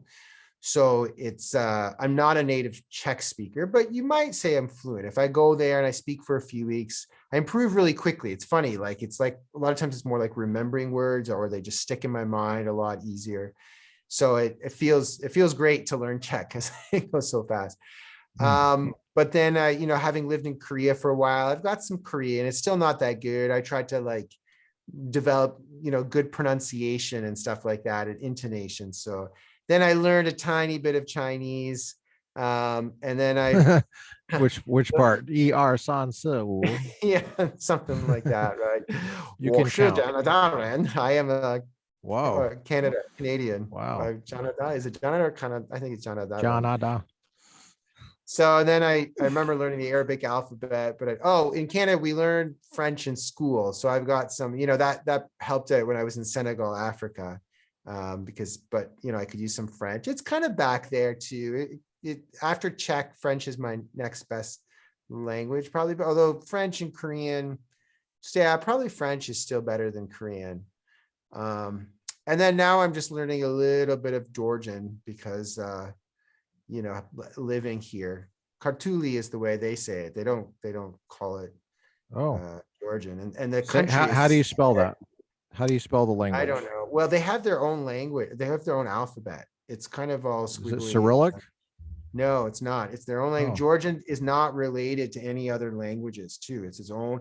Internally, there's like 4 or 5 other languages here that are related in the country for different ethnic groups, but Georgian is not related to any other languages. They've got their own alphabet. It's not Cyrillic or anything else. So yeah, and they've got some sounds that are in your throat that are a little hard. I was just learning today how to say the number 4. Erti ori sami is 1, 2, 3, but then 4 is like erti. You're not cussing, are you? No, there's no cussing on this show. They could have tricked me, but they told me that was number 4. I still haven't got the throat sound. They've got like 3 different throat sounds going there. So it'll be a while before I've got my Georgian going. So you speak Czech. I speak Cash. They don't speak Cash in Japan. I got it. I think I'm getting it. Debit. What's it like living in Georgia? How did you get there? Why are you there? What are you there? What's it like? Good question. It was last year, my wife and I were talking about we were engaged, and congratulations. Well, I'm married now, but last year. Congratulations. So yeah, we got married last February. I say the same thing to everybody. They say I'm not married. I say congratulations. Okay, wonderful. And then they say I'm human. Congratulations. Well, congratulations to you too, Lucas. You're human, right? I'm made in the image of God. Well, congratulations. That's Thank you. Wonderful. It's good to hear. And you live in California, right? I do. Oh, okay. congratulations. So you're saying, how did you get to Georgia? What is it like? So Yeah. my wife and I were thinking, she's wanted to go to Korea for a long time because that's been a dream of hers. But during the pandemic, I guess we're still kind of in the pandemic. She, Do they wear masks? Do they wear masks there? In Georgia? Yeah. Yeah. And actually I was surprised when I got here, you have to wear masks outside too. And I got stopped by a cop shortly after getting out of the quarantine hotel. And he told me to put it on, and he was nice enough. But I thought people were just wearing it because they were zealous to wear masks outside. But no, you're supposed to wear it outside too. So that was a little bit weird. Do you have to get vaccinated? Do you have to get a vaccine? They did have vaccine passports for a while, but Georgians have been very reluctant to get the vaccine because what happened early on when like this story, early on when the vaccines came out. Now, I'm not saying this because I'm anti-vaccine or anything like that. I have nuanced views. I've got one dose, probably going to get the second dose soon. I've got COVID 3 times. So anyway, if you want to tell us a little bit about that we'd like to hear it. Okay, I will. But when the vaccine first came out, they wanted to show Georgians this is safe, you can do it. So they had people on TV getting the vaccine administered to them to show everybody, hey, there's nothing wrong with this. Your arm doesn't fall out. Yeah. Right. Well, they did it to a nurse, and right after getting the vaccine shot, she collapsed and went into anaphylactic shock and died in the hospital shortly afterwards. Oh my gosh. So when that news of that spread across the country, that didn't exactly instill a lot of confidence in this vaccine. Yeah. So, and YouTube's going to take this video down now for that. Okay. Well, they always find some way to censor the truth. Maybe you could edit this part out. Don't worry. No, we post unedited. Okay. All right. Yeah, well, I'm not trying to say whether in all honesty, I'm not against vaccines. I've just nuanced views. I'm just saying what happened here. Right. Well, that's like saying, I don't do push-ups, but I do sit-ups and pull-ups, but I have a nuanced view. I'm not against exercise. Well, yeah. I mean, obviously, it's just one thing. It's not the whole thing. Okay, all right. That's how I look at it. Because I have a vaccine card. Oh, okay. I've had a vaccine card since I was a little kid, and it's got the vaccines. Of course, I'm not. Everybody here gets vaccinated at some point, right? But the question is, what are you getting vaccinated against, and who made that, and what went into that specific thing, and how much has that been? How much of a track record does that specific thing have? And also, is there any censorship about that thing? And there is a lot of censorship about that thing. My flags go up as soon as there's censorship. As far as I know, there's no censorship about mumps, measles, and rubella, or the TTB, whatever it is, or polio. I don't know about any censorship. If I did know about censorship with polio vaccine, I would be very concerned about future. I already have it, so I can't do anything about it. But I also know that I have never gotten polio. So, anyway, I understand where you're coming from. I could talk a lot because I see stuff on both sides, and I have concerns, but neither would I say I'm not on one side or the other completely. And I appreciate the points you're making and stuff like that, but without trying to get into all of that, I'm just saying this is the situation in Georgia. So you have to wear a mask. You had to wear it outside. You still are supposed to do it too, although if you're not around other people, most people don't care as such, right? And we don't have the vaccine passport anymore. We had it for a few months, and then they stopped doing that. Of course, praise God. Here, one of the interesting things is if you recovered from COVID, then that counts as at least one dose, if not fully vaccinated. I'm not sure, because I got one vaccine dose and then I recovered. And so that counts as fully vaccinated. So you basically can get a little, thing on your phone that you can then use to get into everywhere. So I think that makes sense too, as well, in my opinion, in terms of how, that's not something they did in Canada, but I think they should. Do you want to talk about your experience? I know that you got sick in a different country. Do you want to talk about that? Sure. Yeah. I was a COVID celebrity for a little while. because I was And one I of was the I first. was one of your fans. I was watching. Okay. I was one of the first people to get COVID. I got COVID at it was around March 2020. So that's just when everything really started going to lockdown all over the world and stuff like that. And people stopped just thinking this is in just one part of the world. This is just China. And everybody started. So I was in the hospital for 3 weeks, and I actually had a pretty serious condition. God was good. I recovered, and I've got it twice since then. But that first experience was scary because I ended up sick, and it was weird because during the night my fever would go up high, but during the day my fever was practically gone and I would feel fine. I'd be like, wow, well, not totally fine, but pretty good. And then the night before I ended up in the hospital, I had a really weird experience. I woke up in the middle of the night about 2 o'clock. First before that, I woke up like every hour for 2 or 3 times, and I was sweating so much. The whole bed was wet with sweat. And I would move over to a dry spot, wake up another hour later, it was wet with sweat again, and did third time. And then it was around 2 a.m. or 3 a.m. I woke up, and then just felt really weird. Like my heart was beating funny. My hands were like numb and tingly at the same time. My leg, I felt warm, but there was like a cool spot on my calf. And had you ever felt anything like this before? Not as that I can remember. Okay. And I think I was having, a little bit of probably shortness of breath, but I have some asthma, mild asthma. So I didn't know how Tell much us where you were again.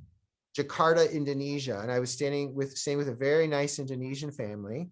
And I was like, am I going to have a heart attack? Am I about to die here? Because should I wake them up? I don't want to wake up my host at 2 o'clock in the morning for no good reason. Maybe I should just lie here and it'll go away. And fortunately I fell asleep after about 2 hours. And then when I woke up, I felt better, but I told the wife of the couple that I was staying with what happened. And we had already been to the doctors once or twice. And anyway, we went back that day. They said I had dengue fever. So I got put into the hospital that day.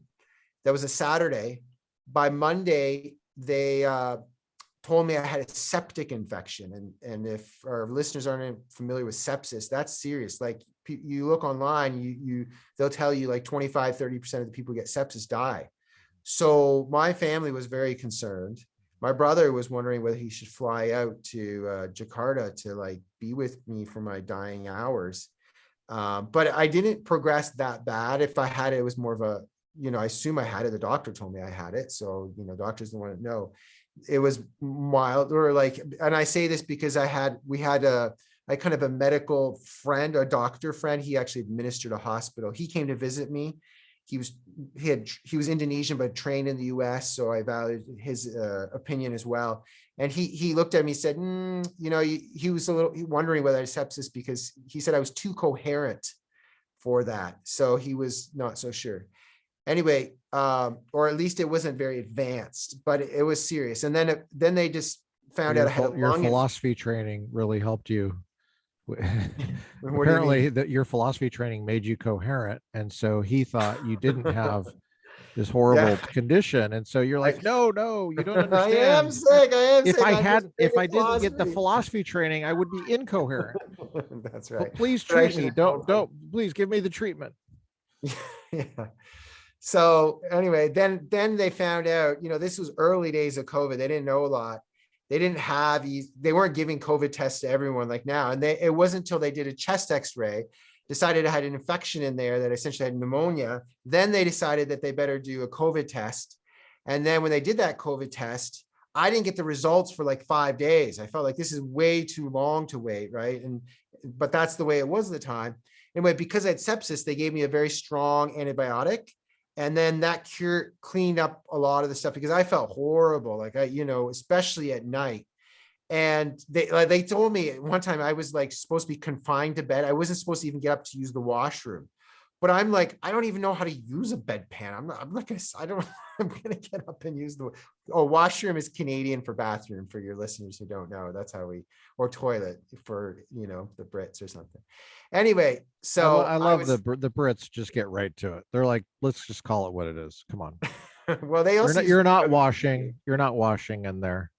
You're not bathing. It's not a bathroom. You're not resting. It's not a restroom. Yeah, that's why they're the originator of the English language. They get it right. They know what they're talking about there.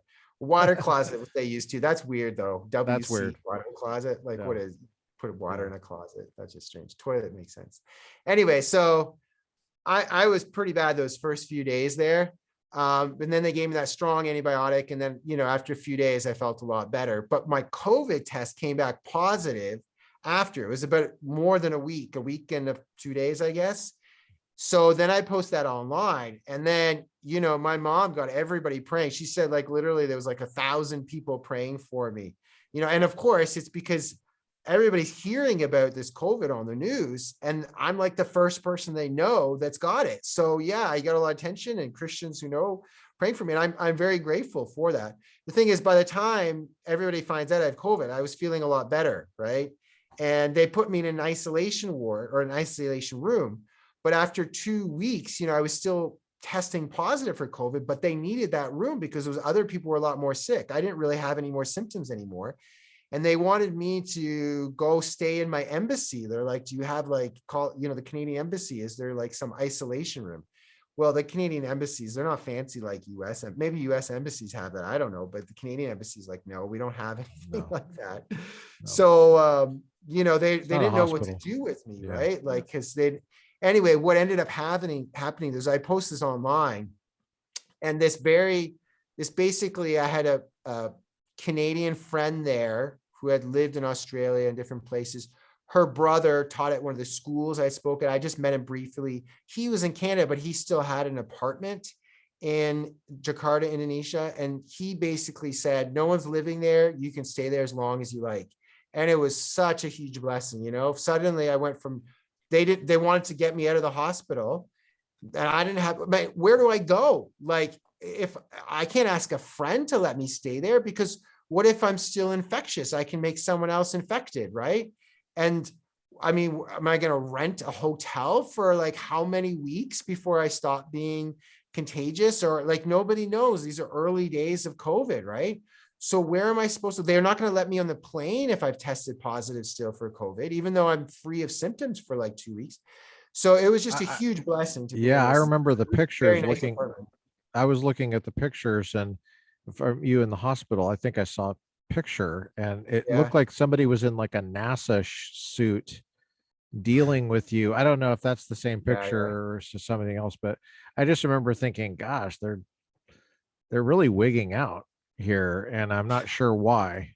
They would come in with like full body armor, like it was a little odd to me, I thought. But early days of COVID, they didn't know, and they didn't know what was going on, how bad it was going to get, how it was going to spread and stuff. So I don't blame them. Although I do remember, it was annoying. They would bring my food in because they had to get all suited up to bring the stuff in. And then I remember them bringing some porridge for me to eat, but forgetting to give me a spoon or even a fork or anything, right? So then I'd buzz them and be like, I need a spoon, but they wouldn't want to come back and bring it. They'd be like, wait 3 hours, because it takes them all this work to put the whole gown on, right? And they didn't want to do this. They wanted to wait till they had to do their rounds again. So here I am with my porridge and no way to eat it. So I got to wait 3 hours for my spooning. That's weird. It was tough. To me, that's weird. Yeah, that's paranoia to me. I don't know what the paranoia is. The way I was thinking of it was, I think the health officials were assuming it had escaped from a lab. That's my assumption, because you treat a bioweapon that way. You don't treat like a strain of the flu that way.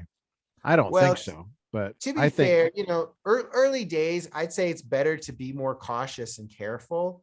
And you don't want something like COVID spreading throughout your whole hospital. Then who wants to go to the hospital if everybody's getting sick from COVID at the hospital? And they've got to be able to treat other things. And I mean, I got pretty bad from it, like sepsis. Mm-hmm.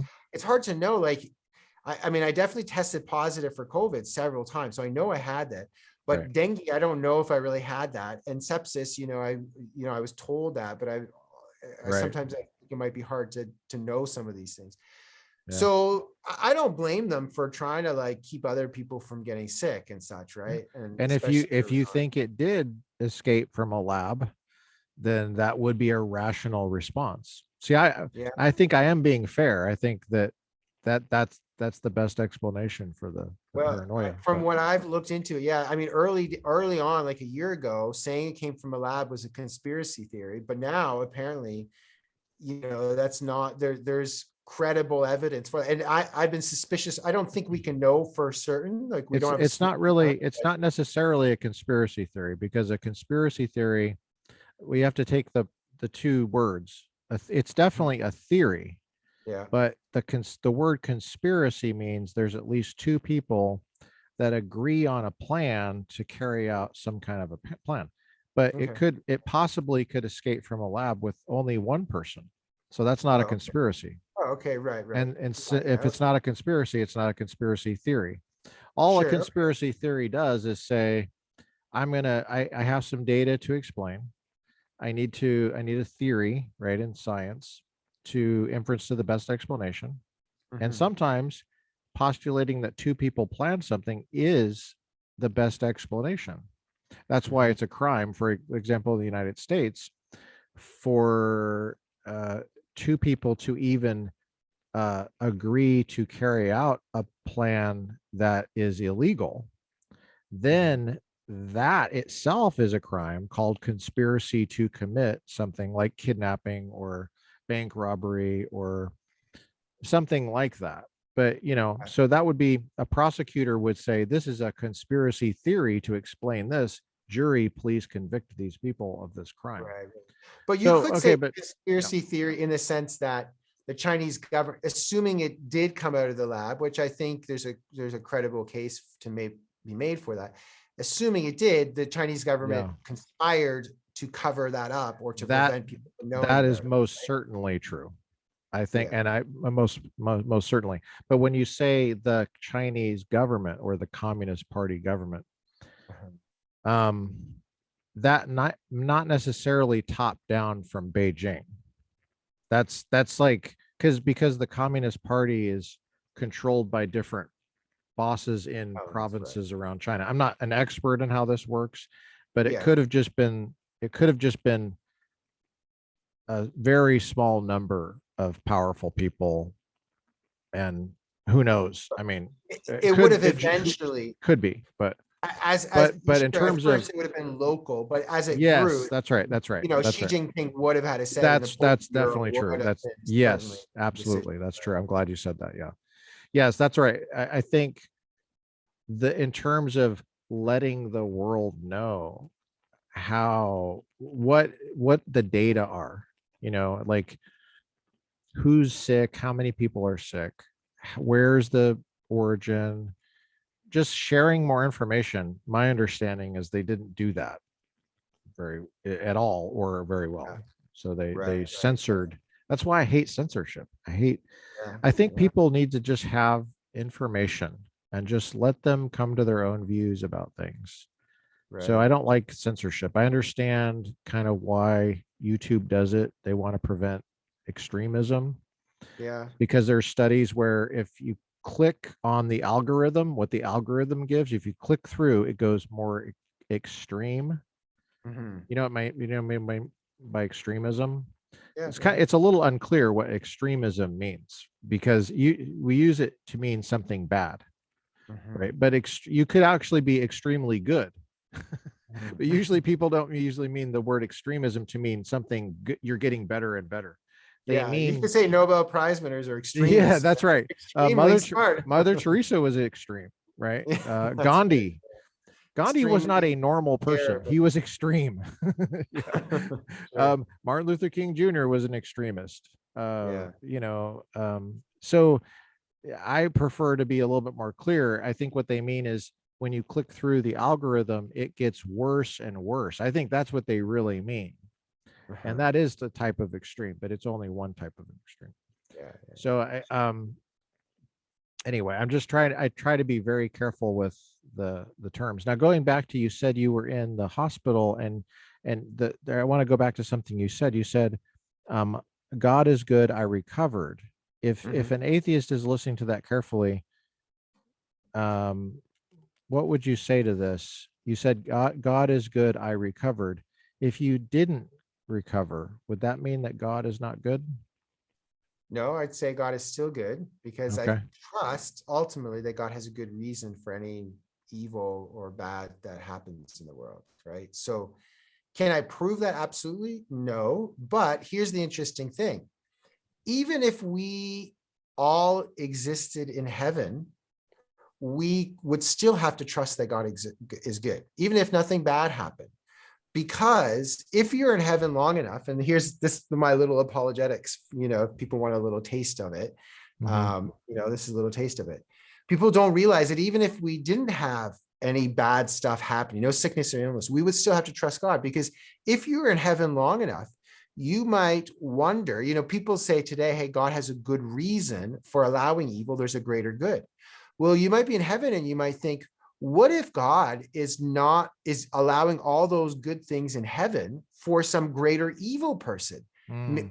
Purpose, sorry, not person, Right, right, right. purpose. That's true. And so That's you good. might think, That's say, good. God is always so good, but maybe all of this is just so he can throw everybody into hell after 100 Mm. million years. And hell will be all that much more horrible because we'll remember how wonderful heaven was. If we just went into hell right away, we wouldn't be able to compare it to how wonderful heaven was. So maybe God is diabolically evil, giving us just 100 million years of bliss in heaven, which is nothing compared to, say, eternity hell, which God is going to do because he's diabolically evil and he just wants us to have this memory. And So he's you got all might the time. He's got all the time in the world. right, Yeah. right. And so you might suddenly think about this and think, whoa, whoa, whoa, what if this is what God is up to? So you go to God and you say, Mm. God, is this what you're going to do? And God says, no, no, no, don't worry. I'm a good God. I'm all powerful. You don't have to worry about any Yeah. forces overcoming me or causing any harm. I'm perfectly good. This is I'm never creepy. going to throw you to hell, right? So then you're like, oh, wow, that's great. That's great. God's good. He assured me, and you walk away, right? Then you're suddenly thinking again, wait a second, if God was really diabolically evil, that's exactly what he would say. He's trying to deceive Yeah, us, that's right. right? And so in the end, there's And it's literally a trinity, nothing. right? So it's a conspiracy. There you go. Good point. There's literally nothing that God could do to prove to you with absolute certainty that he was all good and all powerful, and you didn't have to worry about something happening in the future. You would still have to trust that he was good. And now, if you weren't willing to trust and you were thinking that maybe somehow God was not all powerful or not all good, you might try to rebel against God and you might not want to give him the worship that he's due. And I think the people that God does not allow into heaven are those people who will not trust that God is all good, all powerful, and are willing to worship him as he deserves. And Oh, I wow. think people who will not trust here on earth that God is perfectly good and has a good reason for allowing evil, I think those same people, if God let them into heaven, they still would not trust that God is good and all powerful and worthy of our worship. Now, that's just a little taste. I can go into that more. But what I'm just saying is trust is really important. Ultimately, I think the whole problem of evil comes down to trust. Do you trust that God is all good and he has a morally sufficient reason, as a more philosophical way of putting it, a morally sufficient reason for Yeah, allowing evil in this world? that's really insightful.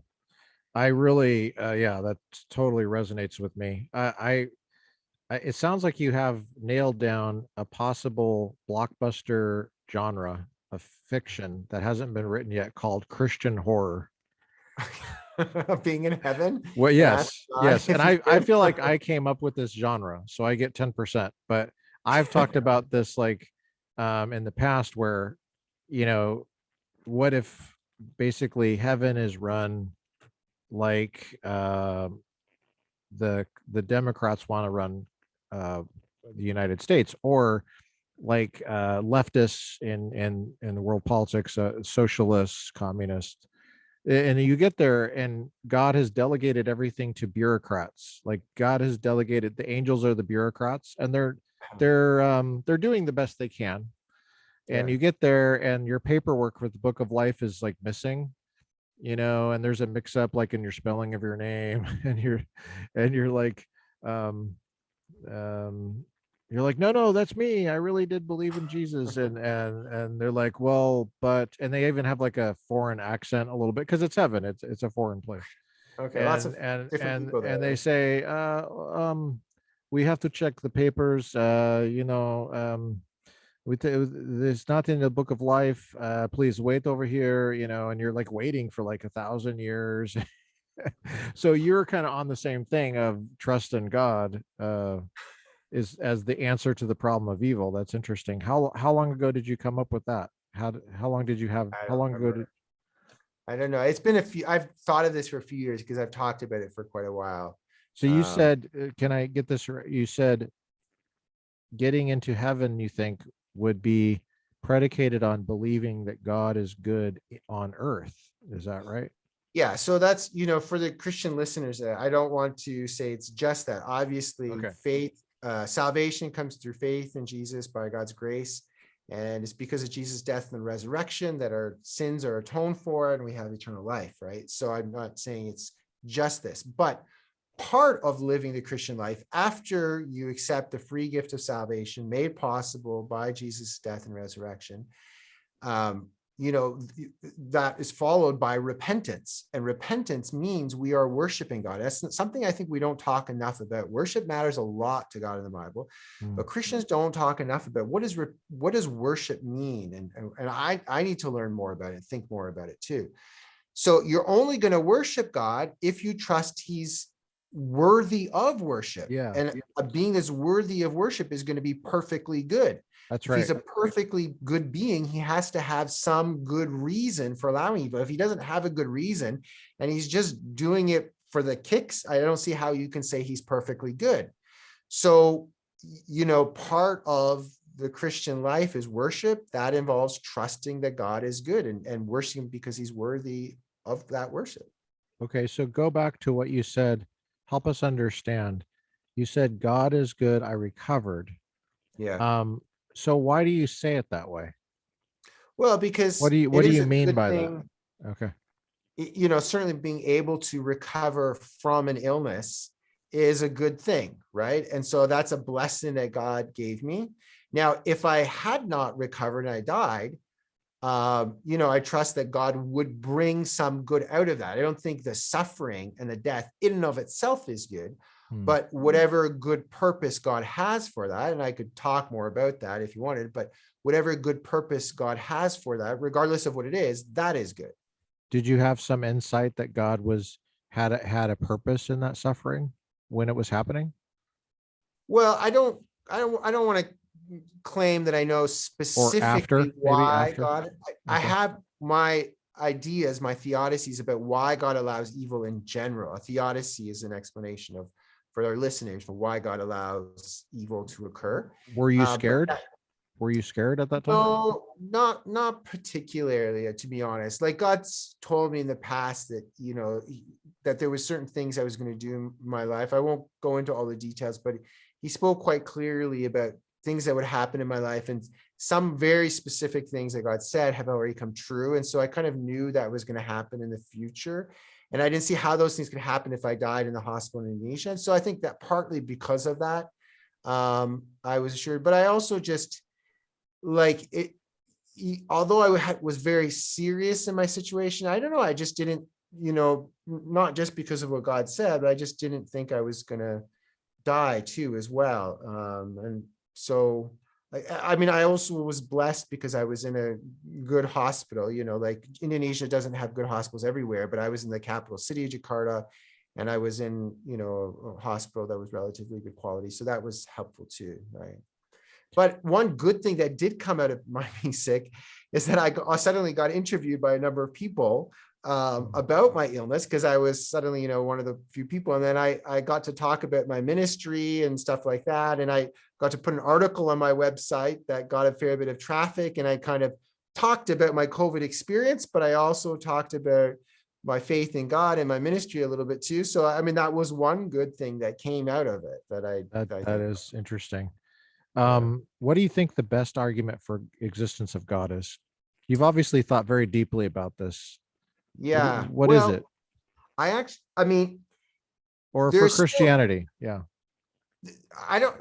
let me say, I don't feel I fully plumb the depths of some of the arguments for God, because some of them involve some complicated science stuff that I don't claim to know. I don't have my PhD in physics and such, right? So the Kalam cosmological involves some, scientific stuff, and the fine-tuning argument for the existence of God involves some scientific stuff that I don't claim to know, and even some of the philosophy that could be certain things I know. But the moral argument for the existence of God is the one that I feel like I've thought about a lot, and I really like it. I think it's a successful argument. And the flip side of the moral argument for God is the argument for the existence of God from the reality of evil. And that's ironic because atheists always point to evil as a reason that God does not exist. I believe there's a very strong argument to be made for the existence of God from the reality, because if God doesn't exist, evil doesn't really exist, not in the way we use that word evil. So those two, they're kind of two sides of the same coin, but those are my go-to arguments that I like the most. Can you sketch that out for us so we know what you're talking about?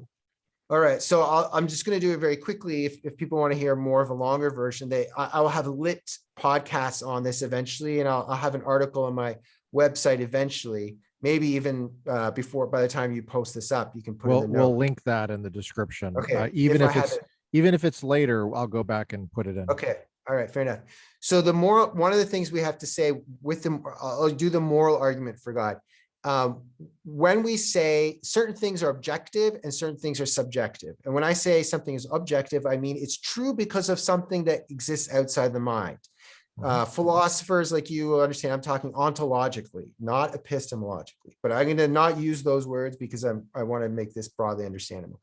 So when I say objective or objective, I'm talking about what makes it true. Is it true because of what you think in your mind, or is it true because of something outside of your mind, right? So when we say ice cream, chocolate ice cream is the best flavor of ice cream in the whole world, that's subjective because it's true because of what's going on here in my mind and my feelings and my taste buds, right? But if I say Mount Everest is the tallest mountain in the world, that's true because Mount Everest exists outside of my mind and the other mountains are not as tall as it, right? So then we can apply that understanding of subjective and objective to moral truths. Almost everybody's going to agree that torturing babies for fun is wrong, right? Or killing a child is wrong. Now, maybe somebody doesn't agree with that, but we're going to have something that they think is true. Some moral statement is true. And then we can say, well, is that true? Is that an objective statement, or if it's subjective? Is it true because of what we think in our minds?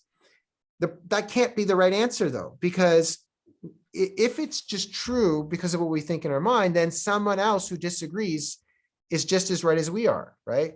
For subjective truths, when you say chocolate is the best flavor of ice cream in the whole world, that's true subjectively for me. And someone else can contradict that, and they can be right too. They can say vanilla is the best flavor, and you're wrong. Chocolate is not the best. So with subjective truths, two people can contradict each other and both can be right.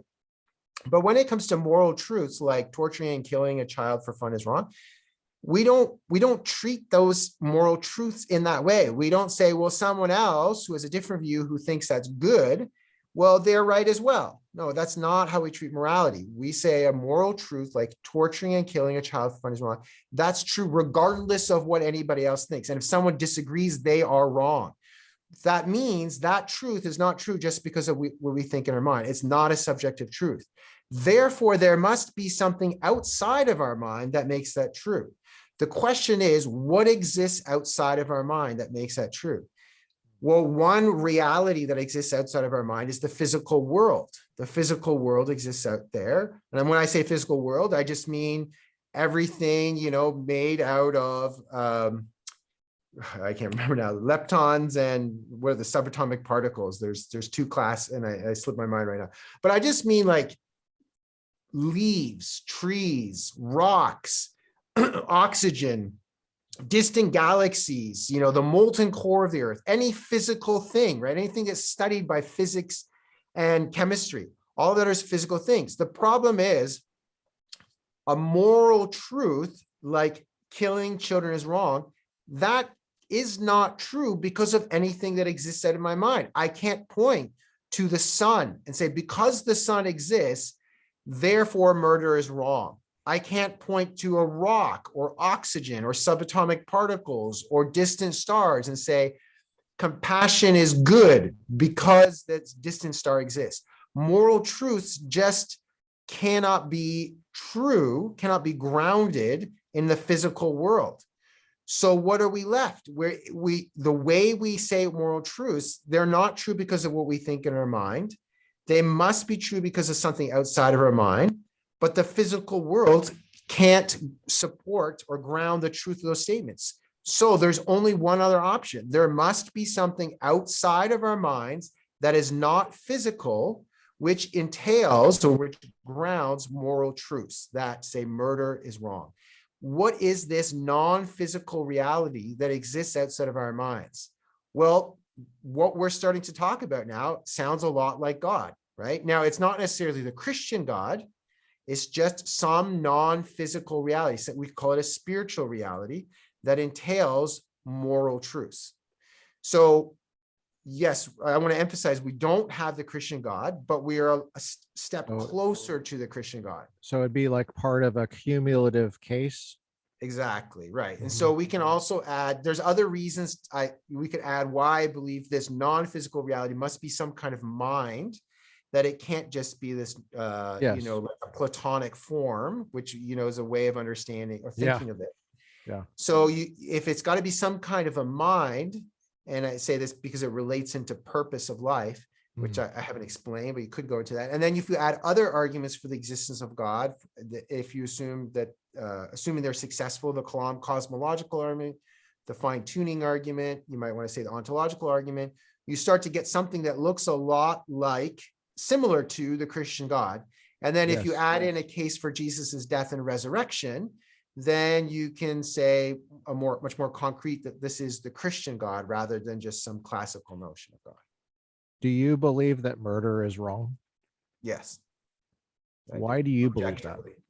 Why do you believe that?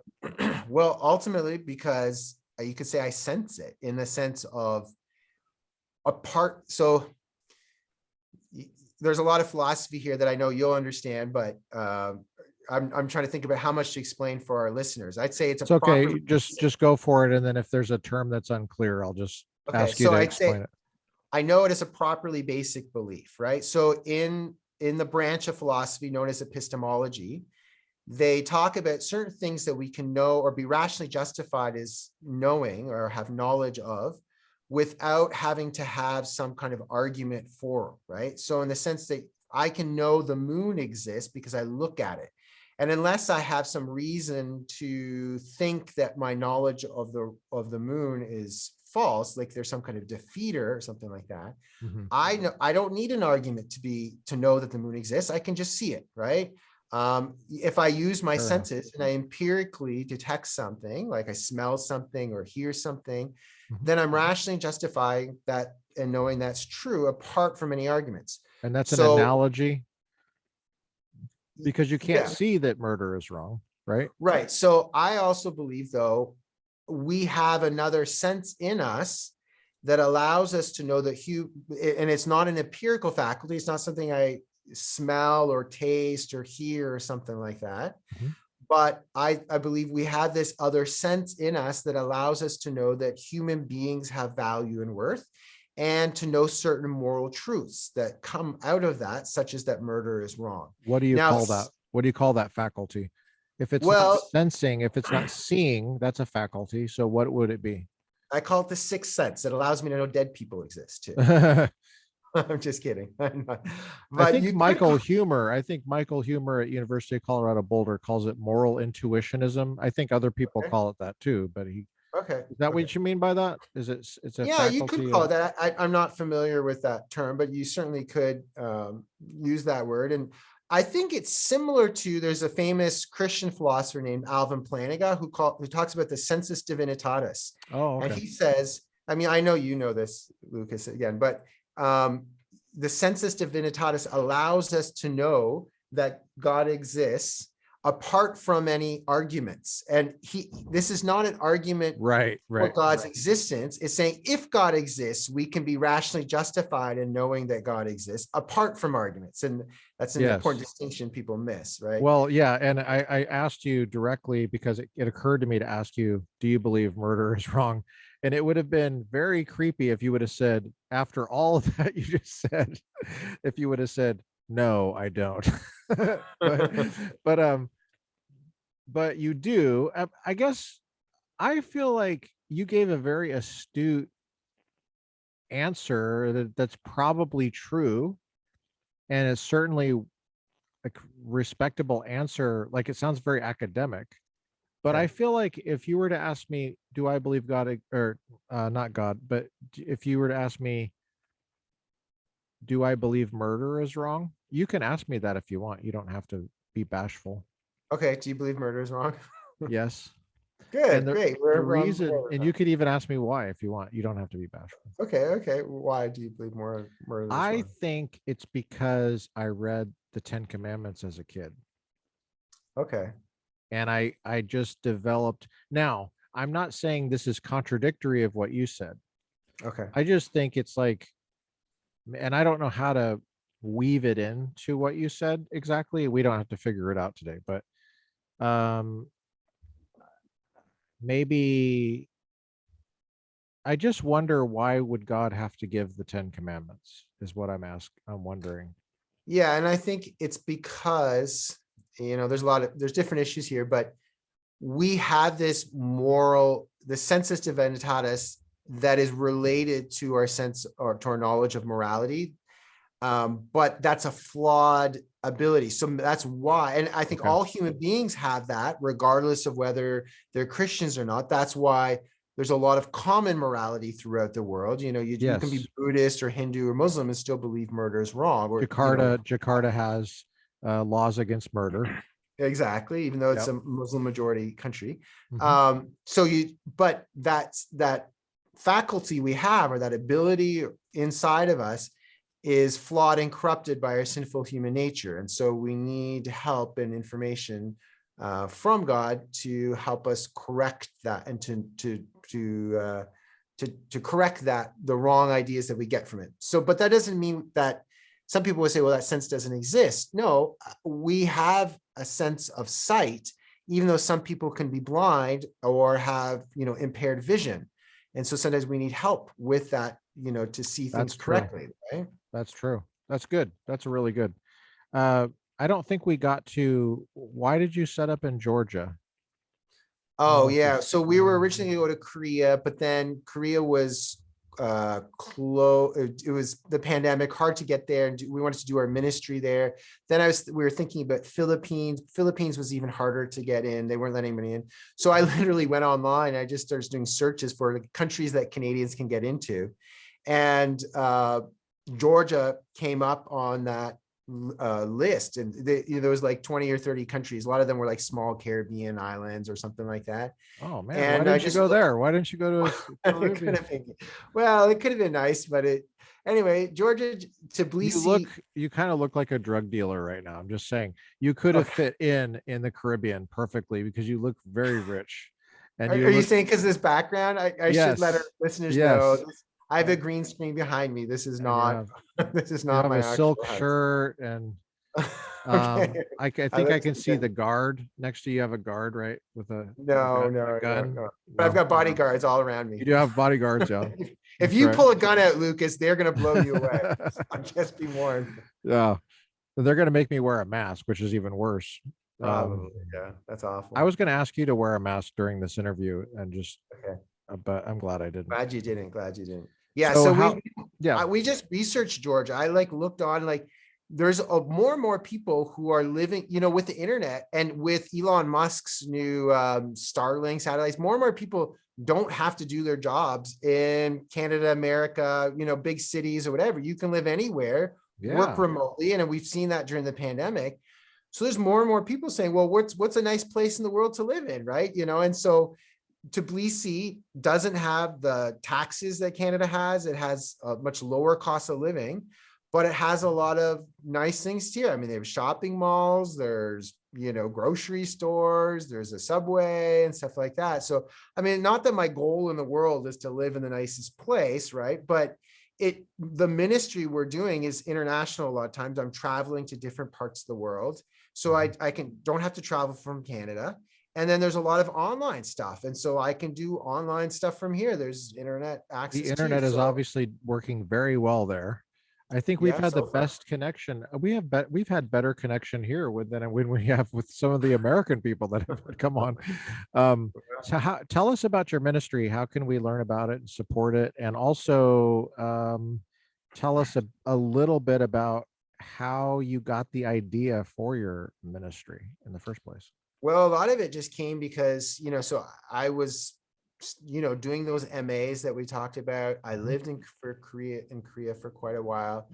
And I just thought there's a lot of good reasons for Christianity, a lot of good evidence for it. I even though I was convinced it was true before I started Christianity, I was also worried that I wouldn't find what I was looking for, because I very much wanted to objectively assess the arguments. And I was concerned, what if I didn't find any good arguments for Christianity? What would happen to faith then? I mean, could I really believe it was objectively true? Were you worried about confirmation bias? Were you worried about you already believe it, so you're just looking for reasons to continue to believe it, and you're just you're kind of like one of these people that votes a certain way and they only look at what they agree with? Or I was certainly concerned about that, so I would try to spend a lot of time doing doing the outsider test there. John Loftus, I believe, he's a former Christian who challenges Christians to regard their own faith with the same skepticism that they apply to other religions. And I think that's fair. I think if you really want to do apologetics well, you need to be critical of arguments that work in your favor. You can't just blindly accept them. And I need to do that, especially as an apologist, because if I'm going to do a debate with someone or speak somewhere and have people with difficult questions, if I haven't looked at it from both sides and I'm not ready to think from both sides, I'm not going to be able to give good answers to people's objections. And they're, as an apologist, your arguments are going to fall apart in a few seconds if you haven't examined them critically, because someone will point out a problem with them. The whole goal of any good apologist or philosopher is not to think about how right you are all the time, but to try to think about the possible holes in your argument and how you could be wrong, right? And I know I've talked about this with my wife and some other friends. That drives some people's nuts, because if I'm talking with someone, and you might have the same experience, right, as somebody trained in philosophy. Yeah, people are afraid. Anytime I find someone I agree with, I don't want to just sit around patting ourselves on the back, talking about how smart and right we are. I want to think how we could be wrong. So I start taking an alternative view, and it sometimes really annoys the other person, because they don't like that. They want to talk about how right we are, right? And they don't want me taking a contrarian kind of position or a devil's advocate view, right? Because, I might agree with them 95%, but I want to find that 5% that we might be weak at, right? Or where we could possibly be wrong. So I did, as I've studied apologetics over the years, I have tried to really critically assess them. And a lot of times I'm not very impressed with an argument for Christianity until I've heard what the best and brightest on the other side have to say in response to it. But that, over the years, as say like William Lane Craig, I know he's someone you've learned from too, I'm sure, studying at Talbot. He's got all these debates around the world. I mean, this is something for our listeners to know. If you've never heard of William Lane Craig, you should check out some of his debates, because he's done dozens and dozens of debates with some of the top skeptics in the world, and even people of other religions like Muslims. He wins these debates over and over again. And these are the most sophisticated, well-respected scholars in the world. And he wins these debates because there really are some good reasons to believe Christianity is true. And you won't hear that. He's put the work in. He's put the work in. Yeah, exactly. And you won't hear that if you're watching The Simpsons or watching popular culture, or watching CNN, or cat if you're videos. watching CBC or cat videos, right? Yeah. But if you take the time to really try to dig deep into the arguments for Christianity and look at what the best the other side have to say, you don't find that everything is perfect all the time. Like sometimes you find like, this is weaker. I wish this was stronger here. But overall, I'm convinced that Christianity makes more sense and has better arguments and better reasons to believe it than any other religion or worldview out there. I certainly think it's better than atheism. And I say that as somebody who's been looking at these issues for a long time, who's tried to look at a lot of different areas, not just one area. And that's my honest conviction. And so I think I want to share that with the world. And as I was studying these things, doing the degrees, living in Korea, spending a lot of time talking to non-Christians of different views and perspectives and such, I just said, I want to spend my life doing this. That God gave me this, obviously gave me this passion and desire. And so then that's when I first went on staff in Canada with Power to Change, which American listeners will be much more familiar with CREW. In Canada, CREW is called Power to Change, or P2C sometimes for short. So I was on staff with them for 4 or 5 years. And then I left that in November 2019, and I started the ministry that I lead now called Worldview Summit. And so, we've got it's been slow going because it's just me, I was just making the website on my own for several weeks that first summer when I started and figuring everything out. There's so much figuring out involved. But now, that we've been going for a while, what we've been working on for the last few months is this new podcast called Lit.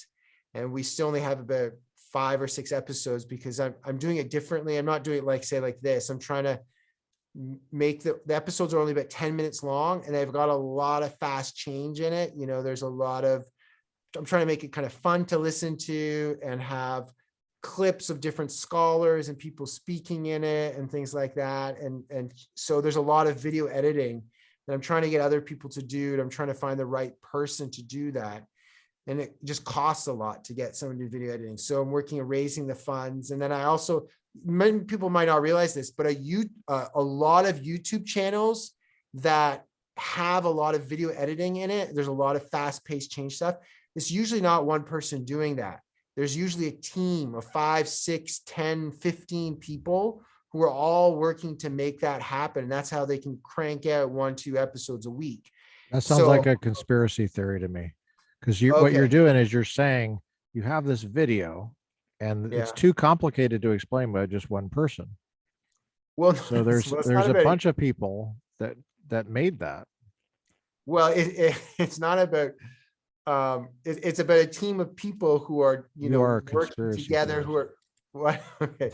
Well, just one kidding. Person doing the video editing. No, so you're saying in your experience that you can't do it by yourself very well or fast? Well, it's just hard. Like I've been producing on average by 1 episode a month, and I already have some people to help me do that. Wow. But which is all the other stuff. If you want to make a quality thing, you need other people if you crank out a lot of content, right? Now, other types of things like an interview, this, like what you're doing here is like what Joe Rogan does, right? So this is great. It has a whole style to it. It's wonderful. Lots of people love it, but it's a lot easier and simpler to put it up. And so I'm planning to do some of this too, as well. I want to finish the series and then interview people asking them about it. But yeah, I'm trying to do this style right now and then build on that. And this style of Lit is just, I've realized how much work it is, how much money it costs to hire all the people and stuff like that. Can you give us a little bit more insight on the money part? Like realistically, what would be a need that you need to meet financially? Well, my goal right now is to raise about $50,000 US. I say that because I'm not talking Canadian dollars, it's a little bit different, but $50,000 US would be great because I really and these are Biden dollars. So those of you keeping track, this really means $60,000. Okay. In a few months from now, given the rate of inflation, it might be more like 100,000 or so. But right now, at this moment, it's 50,000. God is good, though, right? God is good. God is good, despite inflation, despite the evil inflation. So yeah, that's kind of my goal at the moment. It might change a little bit because I really want to get a good video editor that I don't have to go in and tell, like I've been frustrated. A lot of video editors that I've hired, they've been cheaper. I'm trying to stretch my dollars. They don't necessarily, they maybe can do it, but they don't have the artistic sense to know where to put things. There. The quality's not there. Yeah, right? You get what you pay for. So I think I can still do well by hiring. Amazing how that works. Yeah, you get what you pay for. So I'm trying to get a good video editor. And but probably still some in the Philippines, because you can get quality for, their cost of living is lower, or maybe it's not Philippines, it could be somewhere else. And then also get Mexico, someone. people are getting virtual assistants in Mexico now. Okay. All right. Fair enough. I have And a then, friend that has a new company, and he's got all his crew is from Mexico. And okay. he says they do a very good job. And Okay. they Well, they need the work too. They need the okay. work. Yeah. Well, maybe I need to get connected to your friend and find out Okay. who he's got there too as well. So there's that. And I really like to be able to have someone who's very good at creating content and helping me to improve my content, copy editing, right? To be able to do that. Right. So I was hoping to get, I think I haven't decided yet for either of those, but I think I'm probably going to need someone who's a native English speaker who has graduate degrees. And so they're going to cost more. So even $25,000 for them will probably just get me someone part-time. Could probably get me a full-time video editor, but probably part-time for that. So that's just the next step. And Lord willing, I would love, what I'm hoping for one day is to have something in between. If you know the Bible Projects, have you heard of it before? The Bible Project? No. Okay, they create a lot of 2D animation stuff explaining the Bible, and they've been quite successful, and they do a lot of good stuff and just explaining what the Bible is about, like 10-minute videos talking about this book of the Bible and stuff. And they have narration and 2D videos. So I'm looking for something like that combined with something like PragerU, right? PragerU has been very successful in terms of influencing people. They have like a $40 million budget, and they've had billions of views on their videos. Now, PragerU has some things that are apologetics in Christian worldview, because it's run by Dennis Prager, who's a conservative, or maybe even I'm not sure technically, Orthodox Jew. He's a Republican. Okay. Yeah, I know that's something the Republican podcast likes to know. He's in Los Angeles. He's in Los Angeles, which is where we are. Yeah. Right. Nice. Yeah. You've got that. It's a minority. There's not very many Republicans down here. So. Yeah, I understand. I know we're like Christians. We're a minority. Right.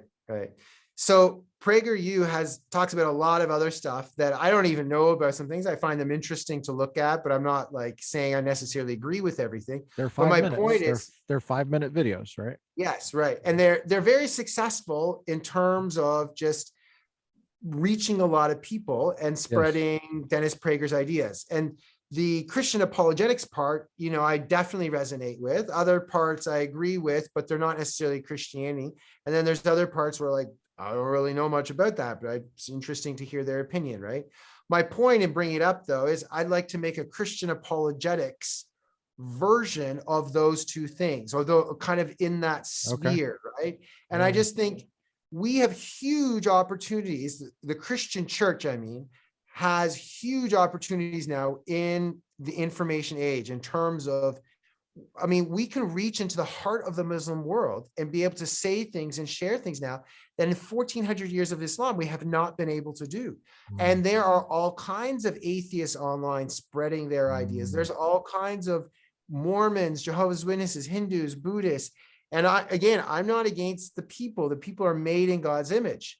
But I'm convinced Christianity is true. And in as much as these other views contradict Christianity, they both can't be right, because I'm convinced Christianity is true. Therefore, they must be wrong. Now, it's not everything about them wrong. When a Muslim says that you should love your mother, I say amen. When a Buddhist says we should be compassionate, absolutely. You don't want to throw them in jail, right? No, absolutely not. But I'm just convinced that Christianity is true, that God exists. He deserves to be worshiped, that Jesus died and rose again, which made it possible for our sins to be forgiven, and that we can be reconciled back to God and have eternal life because of those truths, right?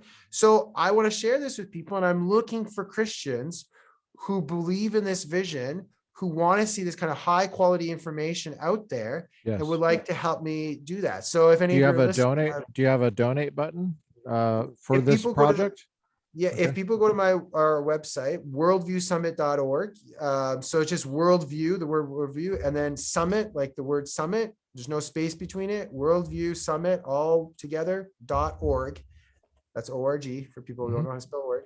And so you can go to the website, click the donate button at the top, and there you go. Okay, cool. That's awesome. Can I ask you one last question? Sure. Yeah. And then we better finish up. I think it's getting. getting a little late here. Can apologetics be done on TikTok? Wow. Yeah. That's a good question. I've thought about that. I've thought about, I want to be able to have all kinds of different lengths of stuff. So stuff that's longer, that's, maybe like this interview format, there could be books, but we live in a world where people want short stuff. A lot of times people don't want to listen to your long stuff unless they think you're worth listening to. So sometimes you got to give them something short that's worth hearing before they're going to invest the time to listen to your long stuff. And I understand that. But then how short can you actually go and still make it good? And I think it's possible because I've seen some Muslims on TikTok who do some very little simple things where they're trying to clear up Muslim misunderstandings or something like that. So I think Christians can do that, can do apologetics. It's obviously not going to be very deep or sophisticated. I think it's possible, but yeah, I have to think a lot about how to do that well. I want to, not. So the function of it would be to have them go to something slightly longer and then have that go to something slightly longer and then.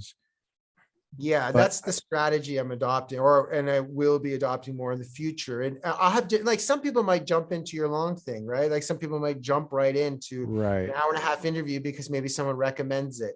But I think it is good to just have shorter things that then invite people to listen to a longer thing, right? Yeah, I'm kind of wondering what TikTok-y stuff does to people. I just wonder if it shortens attention spans rather than invites someone to a longer attention span. I don't know. And I'm not sure if there's even an answer to that. I don't know.